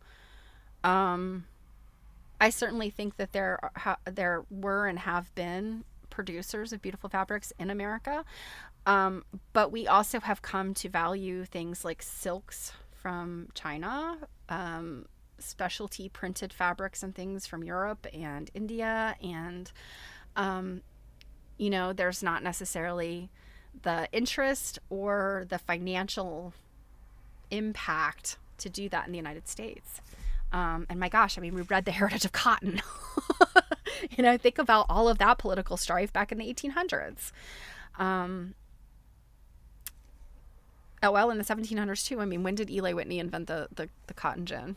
I need my big timeline. Jill and I have been talking about the timelines that we need. This is so interesting, you guys. I don't know if you're enjoying this in the same capacity that I am and thinking about like today versus then. And I mean, this is 1938, 36, 38. I mean, in how many years do like almost all fabric production in the U.S. go overseas? It was only, I would say that all that started in the late 60s, early 70s when it starts going. And by the 80s and 90s, a lot has left the U.S. That was, 50 years or so or less. Okay. In addition to creating and sponsoring American fashions worthy of the name, American manufacturers have succeeded in making fabrics that will pass the test as to quality, color, and beauty of design. A good example is velvet, a fabric of regal tradition and splendor, such as Mallinson's transparent velvet. Transparent velvet? What? In the days of the hoopskirt and other outstanding fashions, the stiff velvet of Lyon was all that could be desired for the fashion silhouette of the times. Okay, we're going to have to look up Mallinson's transparent velvet, because I feel like maybe she is referencing something that we should know that I do not know. Mallinson is Mallinson. Mallinson's transparent velvet. Okay. But with the swing of the pendulum back to the eternal feminine, the frivolity of frills and furbelows, the need for a different velvet was very apparent. One that was soft and supple and vibrant with distinctive splendor was needed. What was more fitting tribute to lovely womanhood than this finest of fabrics in which to clothe her charming self? For velvet is as lasting in fashion's favor as it is in enduring charm. Oh, that charming velvet. Another fabric of elusive enchantment and filmy loveliness is indestructible chiffon voile. Sheer as a cobweb, yet strong as broadcloth, it interprets the intoxicating movement of modern life, the silhouette in action with verve and esprit. It is the brightest star in the silky firmament. Oh, there she goes with some beautiful words. I feel like, oh gosh, what's his name? Our cotton guy. Shoot, why can I not think of his name? MDC Crawford, right? MDC Crawford, that sounds like his MDC Crawford, that sounds like his kind of I don't know, his word salad. His poetic word salad. These are the days when fashion does say it with silk. Literally, from the simple little tub dresses for morning wear to the most elaborate evening gowns, the rustle of silk is heard. They are also the days of near silk, fiber silk, and various other synthetic fabrics masquerading under the name of silk. So, rayon was created or discovered, whatever, in the late 1900s in Europe. And certainly it was used in the U.S., but as like a commodity in the U.S., it was 1920... I can't remember if it was like 1921, 1926. It's the early 20s where it becomes a, there are trademark processes here in the U.S. and it becomes like, more ingrained in our fashion and our use here in the U.S. And it becomes either rayon or acetate. So it isn't any wonder that the silkworm has turned and demanded that these and all other concoctions that have usurped the name of silk without being any relation to it at all shall pass under their own names, be it rayon, Celanese, or whatnot. No city arrives at the dignity of a real capital of culture until it begins to create its own fashions. New York, Chicago, and Hollywood have each made a bid for such supremacy. Each has accomplished much in the face of prejudice, which includes location as well as nationality, plus the difficulty of harmonizing artistic temperaments into cooperation, and the comparatively few years of training as compared with the centuries that have made Paris what it is. Because of the wide area of these United States and the infinite variety of climatic conditions, inspiration and knowledge of the needs of American women in matters of dress should be drawn from all the important centers: the East, the Middle West, and the West Coast. Well, we still look at that today in terms of regions. The great differences in the weather conditions of these localities is an example of the different requirements in color and weight of material as well as type of clothes needed. That is, if fashion ever took such trivial things into consideration, what of a mere climactic condition when she decides to wear chiffon in winter and furs in summer? There was a time when fashions changed arbitrarily at the whim of that ever youthful old lady, Dame Fashion. Now it is becoming more and more difficult to tell just when a fashion starts or ends. Well, I can tell you now, it has ended when people make fun of you online. As the old fashion wanes, the new one evolves, and the beginnings and endings are lost in the oncoming confluence. In this decade, not only the fashions have changed, but the attitude of both men and women towards fashion has changed in no small degree. There has been an improvement in the basic silhouette. Well, yes, from the 1920s to the 30s, she was complaining about that boyish silhouette, which obviously not everybody's body works for that. And the mode is what it is because it meets the requirements of the times. From an 18-inch waist to one of 28 inches is indeed a long step in the direction of health and common sense, to say nothing of the beautiful lines of the figure as it is today. The corset is the foundation upon which the dress is built. With due respect to one's own embonpoint, it should meet the demands of fashion and yet be comfortable. Embonpoint? I don't know what that word is. I guess it just means one's bone structure. I don't know. Because the corsets of today are meeting the demand, more are being worn than ever before in the history of that garment. That age is forever past, at least we hope it is, when a woman's form may be used simply as a lay figure upon which to pile creations as grotesque as the human imagination can create. I mean, like, what does she like? Because, frills and stuff are grotesque, and showing your ankles is terrible. I mean, is she happy with a finely contoured sack? Like, I don't know. I can't figure out what it is that Carrie Hal likes. Both men and women are comprehending each year more clearly those things in costume which are useful and necessary to health. In proportion to a woman's cleverness and possession of good taste, she will modify the existing fashions to suit her own type and refuse those things that are inartistic and bizarre. There is no doubt that for some time prior to the World War, remember this is pre-World War II, women are feeling a certain distaste towards costume that was too strictly conventional, paying too little attention to their physical activities and becoming rather commonplace.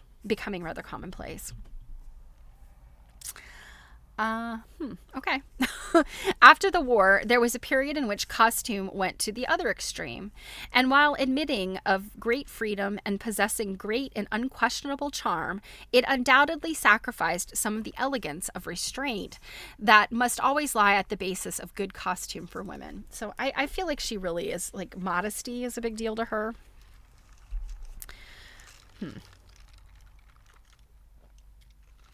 Modesty doesn't mean you don't show your ankles, though. In the 1890s, the ideal beauty was an amazingly innocent coquette.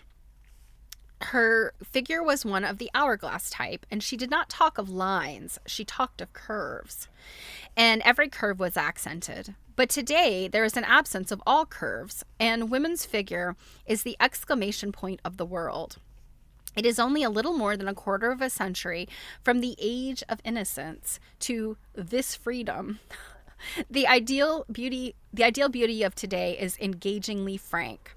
Nothing is concealed. She restores her complexion at the table between dances, meaning she's putting her powder on. Cocktails, cigarettes, and scarlet fingernails are essential parts of her daily life. Oh, my God. And make it snappy is the last word. So what? Fashion, with one sweep of her magic wand, was wont to create enchanting new modes without asking leave or license. In the new world of today, designers are beginning to wake up to the idea that women can think for themselves and that they have the necessary courage to decline such modes as do not meet with their approval. Thus, we find the tendency to create a lavish number of what are known as leading types, affording a great variety of choice and giving the wearer the satisfaction of feeling that she is following the mode and having her own likes incorporated at the same time. In fact, eating her cake and having it too. Out of all of these currents and cross-currents of revolt and revolution that have been sweeping us onward during the last quarter of a century, there has evolved an ageless era of distinction rather than fashion.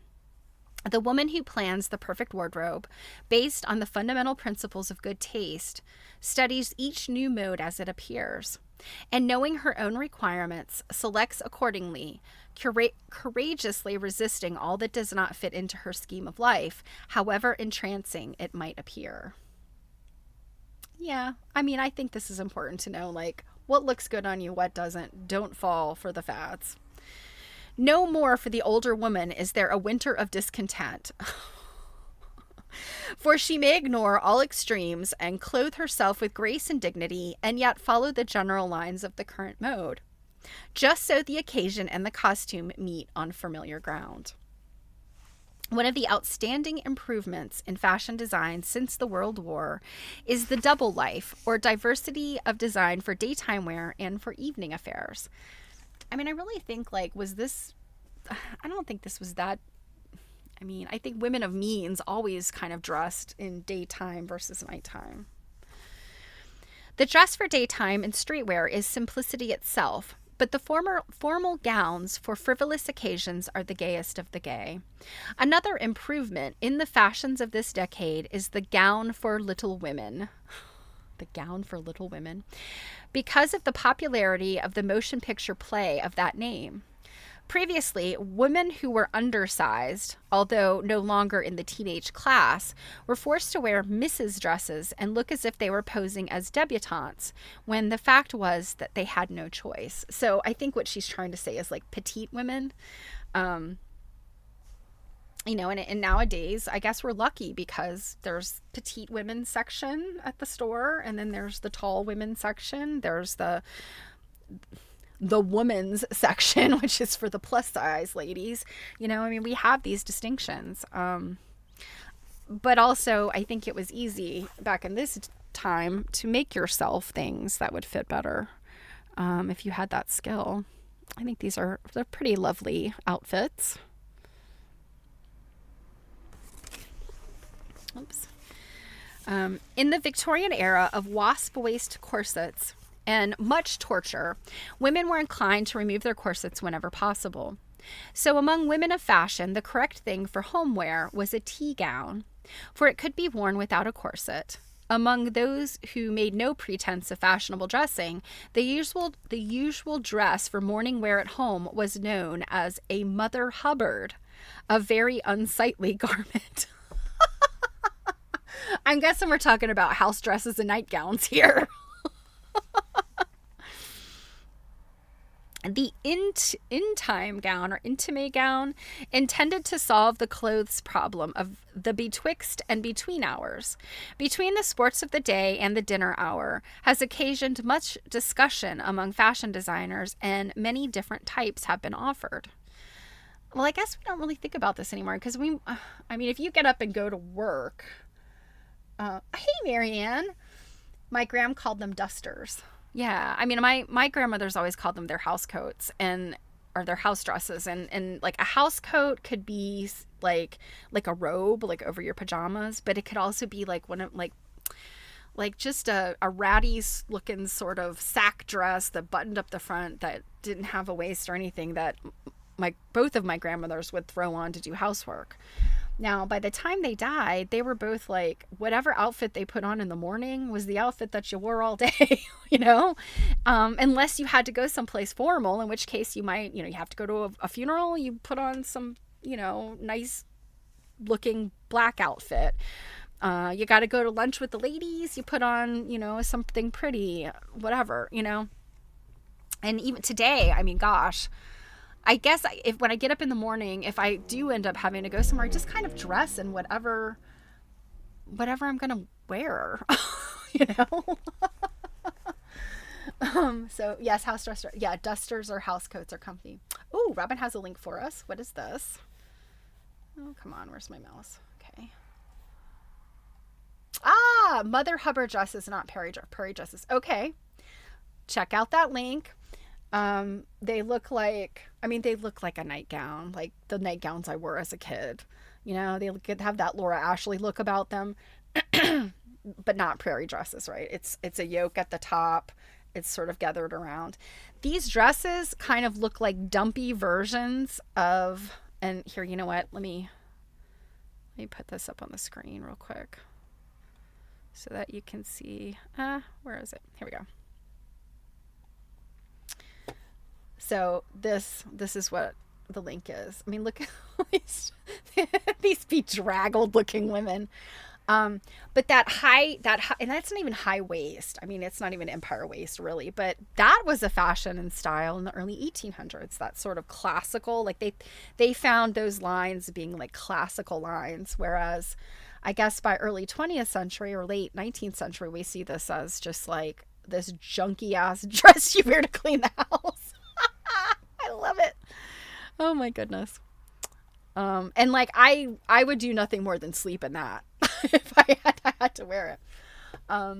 So Robin says they look like the prairie dresses that you now see at Target. Yeah, yeah. I mean, so the prairie dress is like a legitimate prairie dress. Actually, I saw one when I was at the retreat. I'm not sure if it was which of the dealers. There were two major dealers there. And there were two dresses hanging up, and they were like legitimate. The fabric was 1870s, 18, whatever. It was definitely Midwestern prairie, like prairie woman dress. Those look different than, say, your Laura Ashley and Jessica McClintock. You remember in the 80s, those prairie dresses, which are very different than like what you see today at Target. Like the girls are looking for these, kind of prairie dresses. But, you can see the influence and the impact. Marianne said she's been looking for a zippered duster pattern. My mom used to have like it was a robe. She wore it as like over her pajamas, but it was a zip up, like straight lines kind of thing. But it was this quilted, like satiny stuff. And I just remember I was probably like in elementary school when she had it. And I remember I put my face on her shoulder and just rub my face against it because it was plush and quilted, but also satiny. Oh my gosh, the things that you remember. Okay. So let's see. The dinner hour, between sports of the day and the dinner hour. So along with a variety of other types, the pajama has been given recognition. The pajama first made its appearance as a sleeping garment about 1910 and has been used in a variety of ways since then. First as a lounging robe, then as a costume for beach wear. There's a pattern company called Decades of Fashion, and I've made several of their patterns, and I do have one. It's like a jumpsuit, and the top of it you can do different than the pants, and it kind of, you sort of get into it and it wraps around. It's a really cool outfit. But they're beach pajamas or kitchen pajamas, I think they were described as, and they were from this period, late 20s, early 30s. Finally, in 1931, as a dinner pajama, it made its bid for place in the limelight. This last appearance was a long, bifurcated underslip with a long coat-like robe of chiffon, fluffily trimmed. And so that's this outfit here, I think, or similar. I think if you make this, instead of making this like a fluffy, the under part, instead of making this like right there, making that like a fluffy floofy skirt, if you make it fluffy floofy pants, I think that's what she's talking about. The 1933 interpretation of the tea gown was called a house coat or hostess gown. These evolved into the tea dinner gown of 1936, which because of its smartness is its becomingness and its convenience. It could be worn for dinner at home, was considered the last word in swanky attire. So I see this as kind of like what she's talking about here, this like hostess lounging pajama kind of thing. This is where, men had the smoking jacket and the ascot, and then women had the big swirly, swishy, like nobody would wear that stuff. I mean, really? Maybe they did, but I would say middle-class folk did not. Neither of my grandmothers had swishy attire like that. And I know that their parents didn't either. No costume could be smarter than the least of its parts, and this should be the watchword when selecting the ensemble effect. For, as its name signifies, it is an assembling of matching details in which every part adds to the harmony of the perfect whole. In this commercialized age, it is quite the smart thing to know about backgrounds of clothes, to be able to discuss facts instead of the charming vagaries that passed for conversation not so long ago. The hazard of buying clothes was never so great, so why not give more careful consideration to the why of their beginnings? Then you can buy with greater intelligence and wear them to better advantage. I mean, how many people, other than people that are super into fashion, like really care much? America is now producing a line of fabrics second to none, and 1931 saw the beginning of the vogue for woolen fabrics, but with a difference. For these woolens were not the stiff, heavy, board-like fabrics of former years, but had a soft, meshy, porous texture as light as a feather. Fabric is a magic thing, and with cut and line, many interpret a mode to perfection. The dress of spring should be flowered and romantic. Summer is symbolized by smart tweed toggery for the country. Autumn is the time for black satin sophistication, and winter is a synonym for a dress of coral and mauve print, modern and devil-may-care for dinners and dancing. Okay, we still have springtime floral dresses, but I would say all of the rest of this. I mean, summertime, we're going for lightweight stuff, sporty stuff, beach wear. Autumn, my gosh, that's sweater weather. And winter, I mean, I guess, yes, we might go for darker tones or jewel tones in the winter, but I mean, I see like winter as being like very dark, black, gray, you know. Oh, Nick and Nora Charles of the Thin Man series dressed that way. Oh, yeah. And you know what? I wonder, is it possible that the Nick and Nora pajama company or like intimate apparel, I don't know if you guys know Nick and Nora, they're like very like traditional looking pajamas, you know, like they button up and then they've got the pants that go with them. I wonder if Nick and Nora is named after the Thin Man series. I've had a couple pairs of Nick and Nora pajamas over the years, and used to be able to find them like at TJ Maxx a lot, and they're very cute. All right. The short skirt, having reached its high point of interest in 1926, began its transition with irregular hemlines, which finally gave way to a graceful slide down the back to the floor, and some even trained, while the front remained knee-length. I'm sure. Okay, so it's the back of the dress she loves. The front of the dress, not so much, because you could still see the ankles. And the shins and the calves. Oh, the dirty, scandalous shins and calves. A front view of this silhouette looked very much like a full-faced portrait of a peacock with spread tail, the legs being the focus of all eyes. This silhouette, with various modifications, remained through 1930. But by 1931, it was discarded in favor of a round, full-length skirt for formal wear, and the straight skirts were lengthened to what would have been in former years shoe top length. But the shoes had no tops. This was right in the midst of the Great American Depression. Thrift was the watchword, and fashion permitted the practice of many smart economies, one being the addition of ruffles of tulle and chiffon, velvet or whatnot to every short dress of earlier vintage. And then she's got this little poem here, and it's irritating to me that oftentimes she doesn't say where these little poems come from. But it says, stitch, stitch, stitch.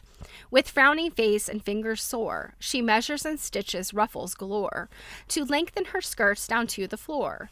Stitch, stitch, stitch. Her pride up in arms, and vows she is done. With piecing and patching her battle is won. Of Dame Fashion's tyranny, she will have none. Stitch, stitch, stitch. I kind of wondered, maybe Carrie Hal made these up? Who knows? These floor-length evening dresses with their sheath-like contour that terminated in such a ruffled state of mind were also topped with a flutter. A change in the length of the skirt from short to long changes the appearance of the silhouette from head to foot, and makes necessary many adjustments of waistline, neckline, sleeves, and even the line or pose of the hat. So with the change in skirts came a great change in hats, a right-about-face movement that had a decided influence on fashions in general.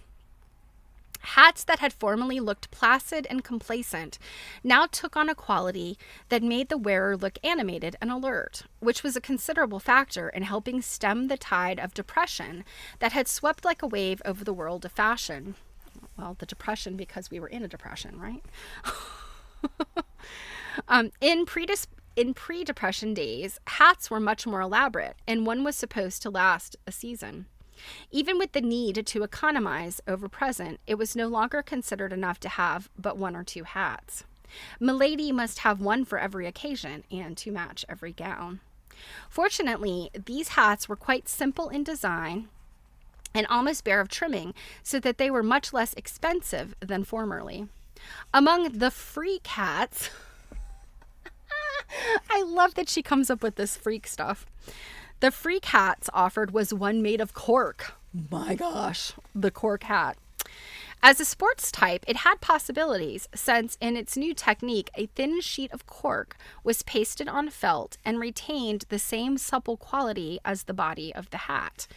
Also, there were cellophane hats, the fine flower of human ingenuity, which were considered quite smart for very formal occasions requiring a hat, and they were used for bridesmaids' hats. I would be very interested to know what a cellophane bridesmaid hat looked like. Irvin S. Cobb became quite intrigued with what he called subdivisional hats. He thought they distracted attention from the part-time frocks some of the girls were wearing. What does that mean? Let's see. Robin has a link for us. Song of the shirt. Okay. So, do you think that... So is she... Do you think maybe she's writing this...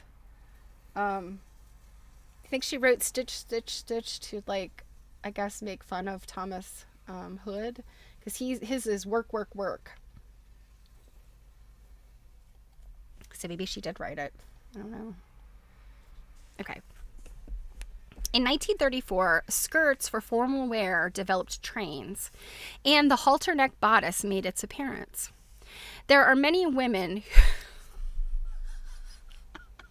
Carrie Hal, man. There are many women who resemble ostriches. That is, if ostriches really do bury their heads in the sand. In that they think what is not visible to themselves no one else can see.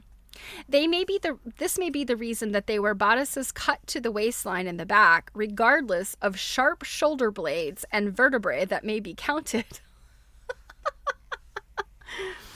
This might also account for that monstrosity known as the halter neck evening bodice, a waist with a front only, tied around the neck like a child's bib to keep it from falling. In fact, the waist of a halter neck dress is almost a myth, having nothing to recommend it, neither line, piquancy, nor illusion. It was simply a barebacked vulgarity. Oh my God. She hates everything. Unless it's like, she clearly loved like the age of innocence, right? So the song of the shirt. Okay, interesting. So I'm guessing, was this like, I guess the song of the shirt and the stitch, stitch, this thing. I mean, I guess maybe it kind of would have been in pop culture at that point. Is that what you think, Robin? I don't know. It's interesting to me. The year 1934 will go down in fashion history as the reign of rayon. In 1935, with all its talk of inflated money, I mean, 1930. She's talking about 1936 and, you know, back during the Depression. But honestly, that's like us talking about back during the pandemic, because it was just last year, right? Or year before last. I mean, we're essentially still kind of experiencing, well, I mean, we really are experiencing a lot of impacts of the pandemic, even though, you know, we're not still living under that like same pandemic. We're endemic now, and that's kind of a different thing. But I feel like she's talking about the Depression in the same way. Like it's still there. It's still impacting people. It's just, you know, maybe I can't remember the years of presidents and etc. So maybe we're not under Hoover anymore. I don't know. Like whatever she's talking about here, it's kind of like Carrie Hal. Okay, so in 1935, with all its talk of inflated money, brought inflated sleeves and their inevitable companion, the Bertha collar. I'm guessing the Bertha collar is one of those big collars. Just as every wind that blows swishes a woman's skirts, so every public event influences her fashions. After the war, high shoes disappeared entirely, and the low ones seem to have run the gamut of all possible shapes and colors. You know, my guess is like shoe leather was they're trying to put it into soldiers' boots, is my guess. And so that's why women's shoes back, back home, perhaps, I mean, that's just a guess. I don't know. But my guess is women's clothing changed because of what was needed for the war effort. In the third decade of the 20th century, we seem to have gone back to the first principles for the up-to-the-minute maid and wearing the sandals of bygone eras. Oh, no. We're not only showing our ankles and our calves and, if we're on the chunky side, our cankles, we are also showing our toes. Scandal of scandals. Fashion, with its curious ancestries in the dim past, finds its full noontide glow in the great retail stores of today, with their modern facilities for displaying gorgeous apparel in a riot of color. Today, almost any type of dress is smart if the woman who wears it is smart herself and knows how to wear her clothes. But the slim woman is the favored of the gods. She can pick all her costumes unhampered by the fear of showing lumps instead of lines. Her only don't, if her face is long and thin, is to eschew long drippy earrings. So if you got a face like a horse, don't wear dangles. Never has there been such a profusion of jewelry worn, especially bracelets. These are flexible bands set with various stones, precious, semi-precious, and synthetic. Elaborate floral pins and clips are set with stones to match the bracelets. The bolero seems to be a perennial fashion. It appears at regular intervals, whenever there is even a shadow of excuse, and now, because of the influence of war in Spain, it is in full bloom. So, oh gosh, what was happening in the 30s in Spain? Was that, well, I'm trying to think, is that, I can't think of, Andalusia, is that when stuff was happening there? It is a very accommodating fashion, sometimes being used for street costumes, sometimes for dressy wear. In this last appearance, it is stepping out in full dress, glamorous in sequins, beads, and lame, which, with a rose in the hair, gives a gay and dashing Spanish effect. I think that bolero, I mean, it is a little crop jacket is definitely something. I mean, you see the Spencer jackets of the early 1800s. I mean, that's not really a bolero, but similar. And I mean, even today, we definitely, little jackets have always been a thing, so... The spring of 1936 brought no less than 6 different fashion influences. 6! Oh my God. One was a flash back to the gay 90s period, which occasioned many a hunt for the old family photograph album with its portraits showing lacy jabots, mousquetaire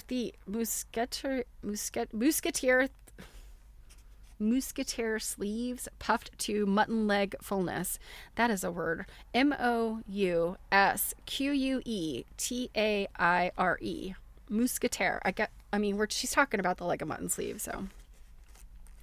Tight little tailored jackets. Revers of all kinds. Revers?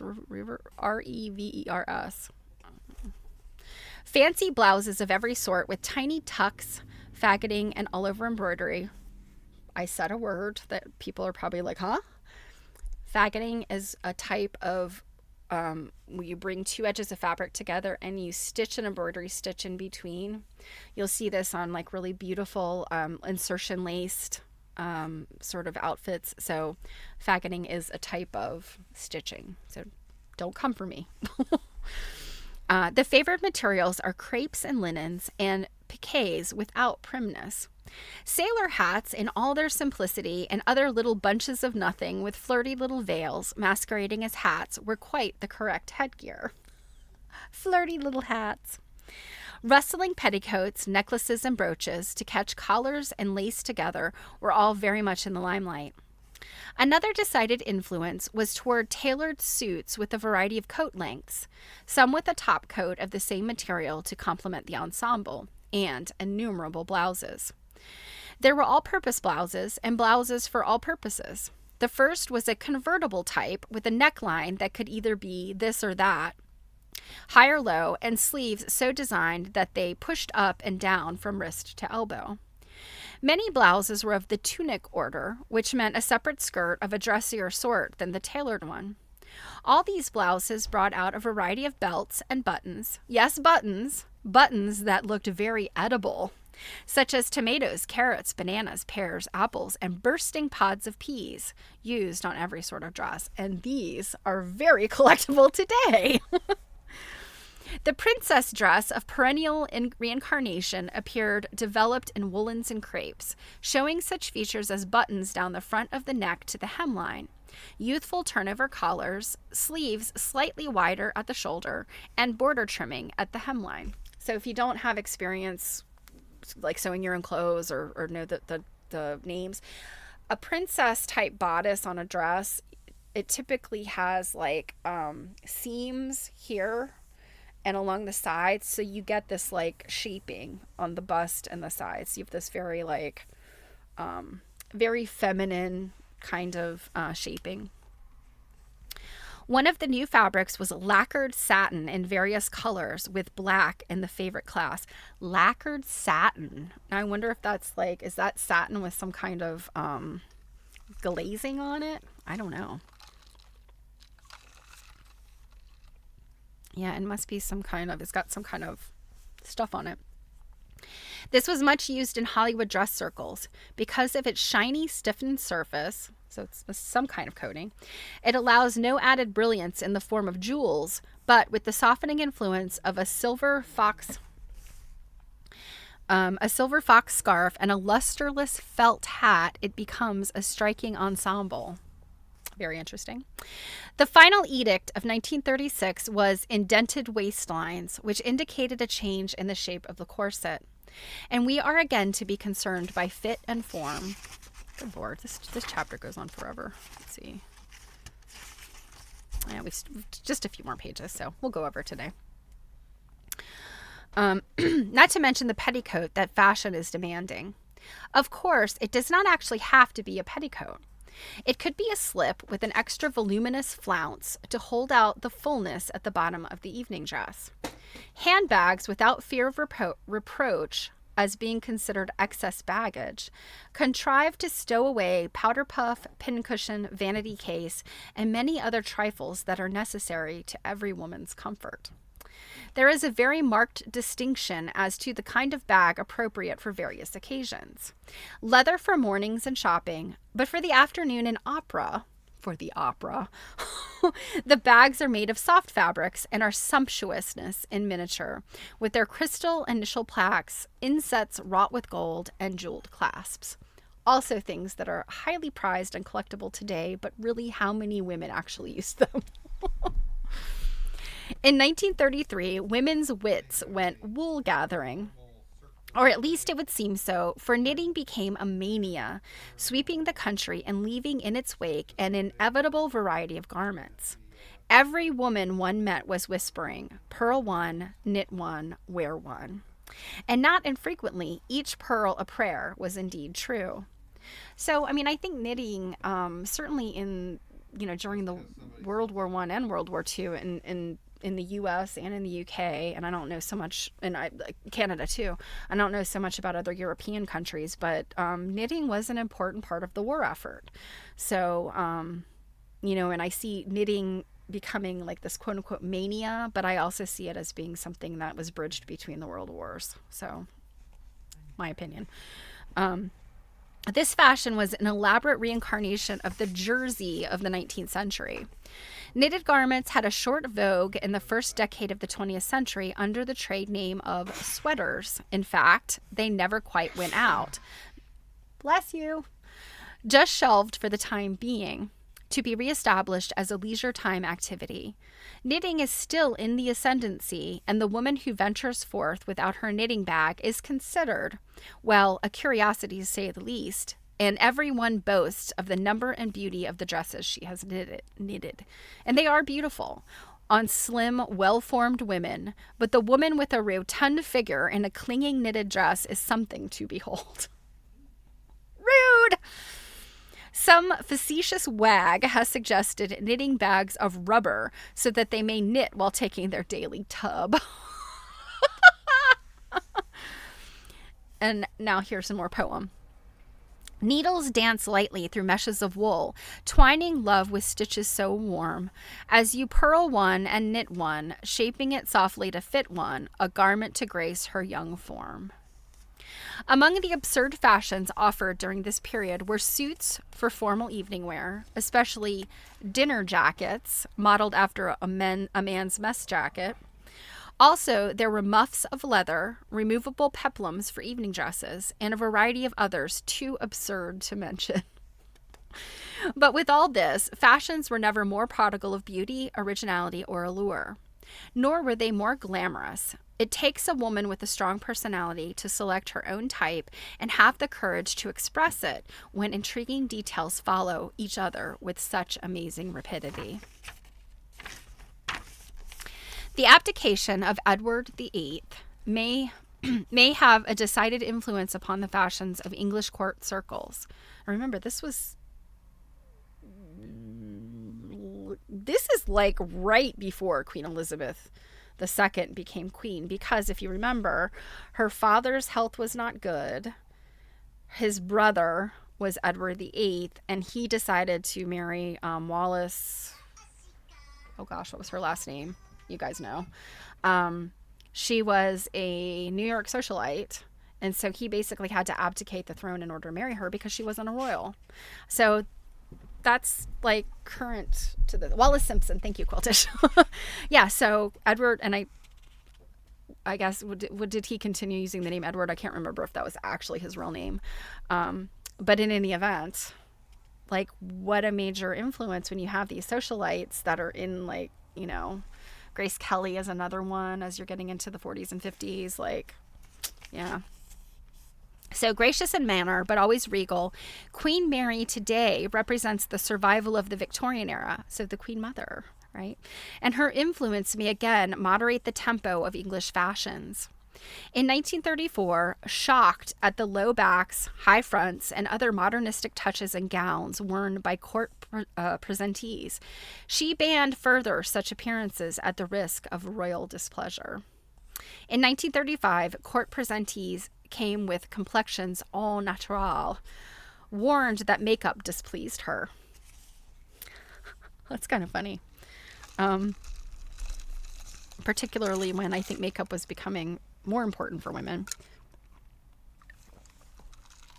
Nowhere in the world is the art of dressing for ceremonious occasions better understood than in London, where court costume, regulated to the inch by etiquette, has set a high standard for dignified formal gowning. And I mean, gosh, look at, yes, Queen Mary was George V's wife. Okay, so she was like the queen grandmother. I can't remember how old, isn't she the, oh, I don't know. I can't remember this. Tish, you know better about this stuff. So, like, this whole, like, what is acceptable at court, my gosh, I mean, that went through this whole long thing with Queen Elizabeth II kind of having this, like, very, I mean, she was formal, but also, like, very practical. There was a lot of, like, I think ideas that she had that were, I think my grandmother had, like, always be very practical. And then you see, like, the other, well, and the behavior of everybody, but the other women coming in terms of fashion, like, you know, maybe Kate dresses appropriately, but did Fergie dress appropriately? What about Diana? She was, like, you know, out there with fashion. And then, of course, Meghan Markle, like, you know, she's a very modern woman, and, you know, all the stuff, like how they dress is seen as a certain way. Colors symbolic of the pomp and pageantry of the coronation of British sovereigns can, at this time, hardly fail to be of tremendous interest even to democratic America. Crimson and purple, both of regal and churchly heritage, have become the season's key colors. English scarlet and knight's blue, the lovely shade of the velvet mantle worn by the Knights of the Order of the Garter, are the leading colors, along with the crown pearl, imperial gold, and royal turquoise.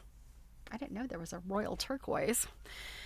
Although the fashions of this last decade have been more sensible than any that have gone before, and as nearly stable as it is possible for changing fashions to be, yet this is not to say that all women have dressed sensibly or well. There have always been foolish women and sensible women, and until the millennium comes, there undoubtedly will continue to be this division within the sex. Oh, Carrie Hall, if only you knew. And I mean, the millennium, she's talking about the millennium here. Nor can we deny that future improvement is necessary. However, today, one can do what one could not have done 50 years ago, be comfortable and fashionable at the same time. As long as there are fashions, there will be recurring periods of dress reform. The Daughters of the American Revolution sponsored a plan to establish a national fashion center in Washington, D.C., with the slogan, American Fashions for American Beauties. But nothing ever came of it. However, it shows that women really are interested in American creative design. 2 million club women of the General Federation of Women's Clubs started a definite plan of reform against prevailing modes. The following principles were the basis of their demands. Individuality. Every woman must try to realize her own ideas in dress. Modesty. Not Puritanism, but a decent regard for what is proper. Well, what is proper today's day and age? Very different than what was proper in 1936. Good taste. A degree of art in the expression of individualism. Good taste has been thrown out the door these days. Appropriateness. Young girls should not be dressed like matrons, nor should old women dress like girls. One of the leaders of thought in this movement said, "No one thing today in a woman's life more saps her strength, time, means, and nervous vitality than the triple-headed lion that guards every event of daily life in the form of what shall I wear, how shall it be made, and how shall it be paid for." At various times during the last 25 years, contests have been sponsored for designing the best all-occasion dress. Such a one was sponsored by a studio in New York, and the polymural design was selected out of more than 3,000 submitted. Whether these or other similar efforts meet with success or not, it shows that many people feel the need of some restraining influence against the vagaries of fashion, as they affect life in this strenuous 20th century. Oh, the 20th century was strenuous, but Carrie Hall, I mean, come on and take a look at the 21st century, my friend. Not so long ago, a group of English women proposed to form an organization demanding a character for the purpose of combating the increasing variety of clothing. They presented a long list of resolutions which were very commendable, but Dame Fashion still rules. Following the World War, one European country considered levying a tax for the wearing of low-necked dresses and open-work stockings out of doors. Dresses more than 6 inches from the ground and heels more than 1 inch high were to be taxed. So too were luxury walking sticks and perfumed handkerchiefs. As to the fashions of the next decade, who can tell? Repeated references to Southern Belle fashions are heard on all sides, or in other words, fashion gone with the wind. There is a feeling that the cycle is about to swing from the sleek, carefully groomed fashions that aped men's attire to the more alluring feminine emphasis. Well, not until the 1950s, because we're on the precipice of World War II. In World War II, as we know, we went from the Depression to another world war, and many of the same kinds of things still had to happen. Men go to war, women get in the workforce, etc. So I don't think that this feminine emphasis came back until the 1950s, when women went from the factories back into the kitchen. And then you have your June Cleaver types with their dresses. And two, there is the surrealist influence hovering in the background. Women may all look like whatnots when the surrealists have finished making dream pictures of their clothes. A hopeful leader of her sex recently assured women that the day of their release from fashion's tyranny is at hand. But the millennium is not in sight, and women will blindly follow the decrees of fashion though the heavens fall. A general rule applicable to all time and all countries should be to follow Pope's advice concerning words and fashions. In words as fashions, the same rule will hold, alike fantastic if too new or old, but not the first by whom the new is tried, nor yet the last to lay the old aside. And that is chapter 8. So next time we will pick up on chapter 9, which is accessories. And so from here on out, she's not talking about the decades. She's talking about, I think, actual pieces of fashion. So I can't wait to hear what she thinks about accessories. I mean, hats. She's already had some things to say about hats. Yeah. So now Thursday, travel day for me. So I will not be here. So don't forget about that. And then next week, should be back on our normal schedule.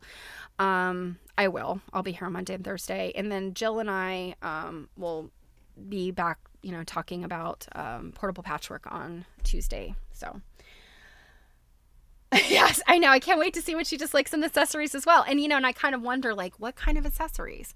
I mean, today we think of accessories as jewelry, purses, shoes, hats, sunglasses, all those things. What is she talking about when she talks about accessories? We'll see. So you guys, I hope you have a wonderful week. I will miss you. As a reminder, I'm going to the Penn Dry Goods Show, which is the annual, lecture series, symposium / antique show that we go to up in Pennsburg. Oh my God, Druid. Okay. So you have been, oh my God, girl, I'm so sorry. I hope you get that under control. We will be thinking of you. Oh my goodness. I'm guessing it's because of the rain. So we will be thinking about you. Yeah. Yes. I hear you. Everybody, send Druids some good vibes. Whatever your form of spirituality is, let's push some good vibes her way. Yeah. Oh my God. I'm sorry, girl. Well, thinking of you. So let's hope Druid dries out the house and there are no more leaks. That's awful. And everyone else, have a good week. And I will be thinking of you while I'm in Pennsylvania. And I will see you back here on Monday. So lots of love. Good vibes, no leaks. Love you guys bunches. I couldn't do this without you. I wouldn't want to do it without you. So I will see you soon. Mwah, mwah, mwah.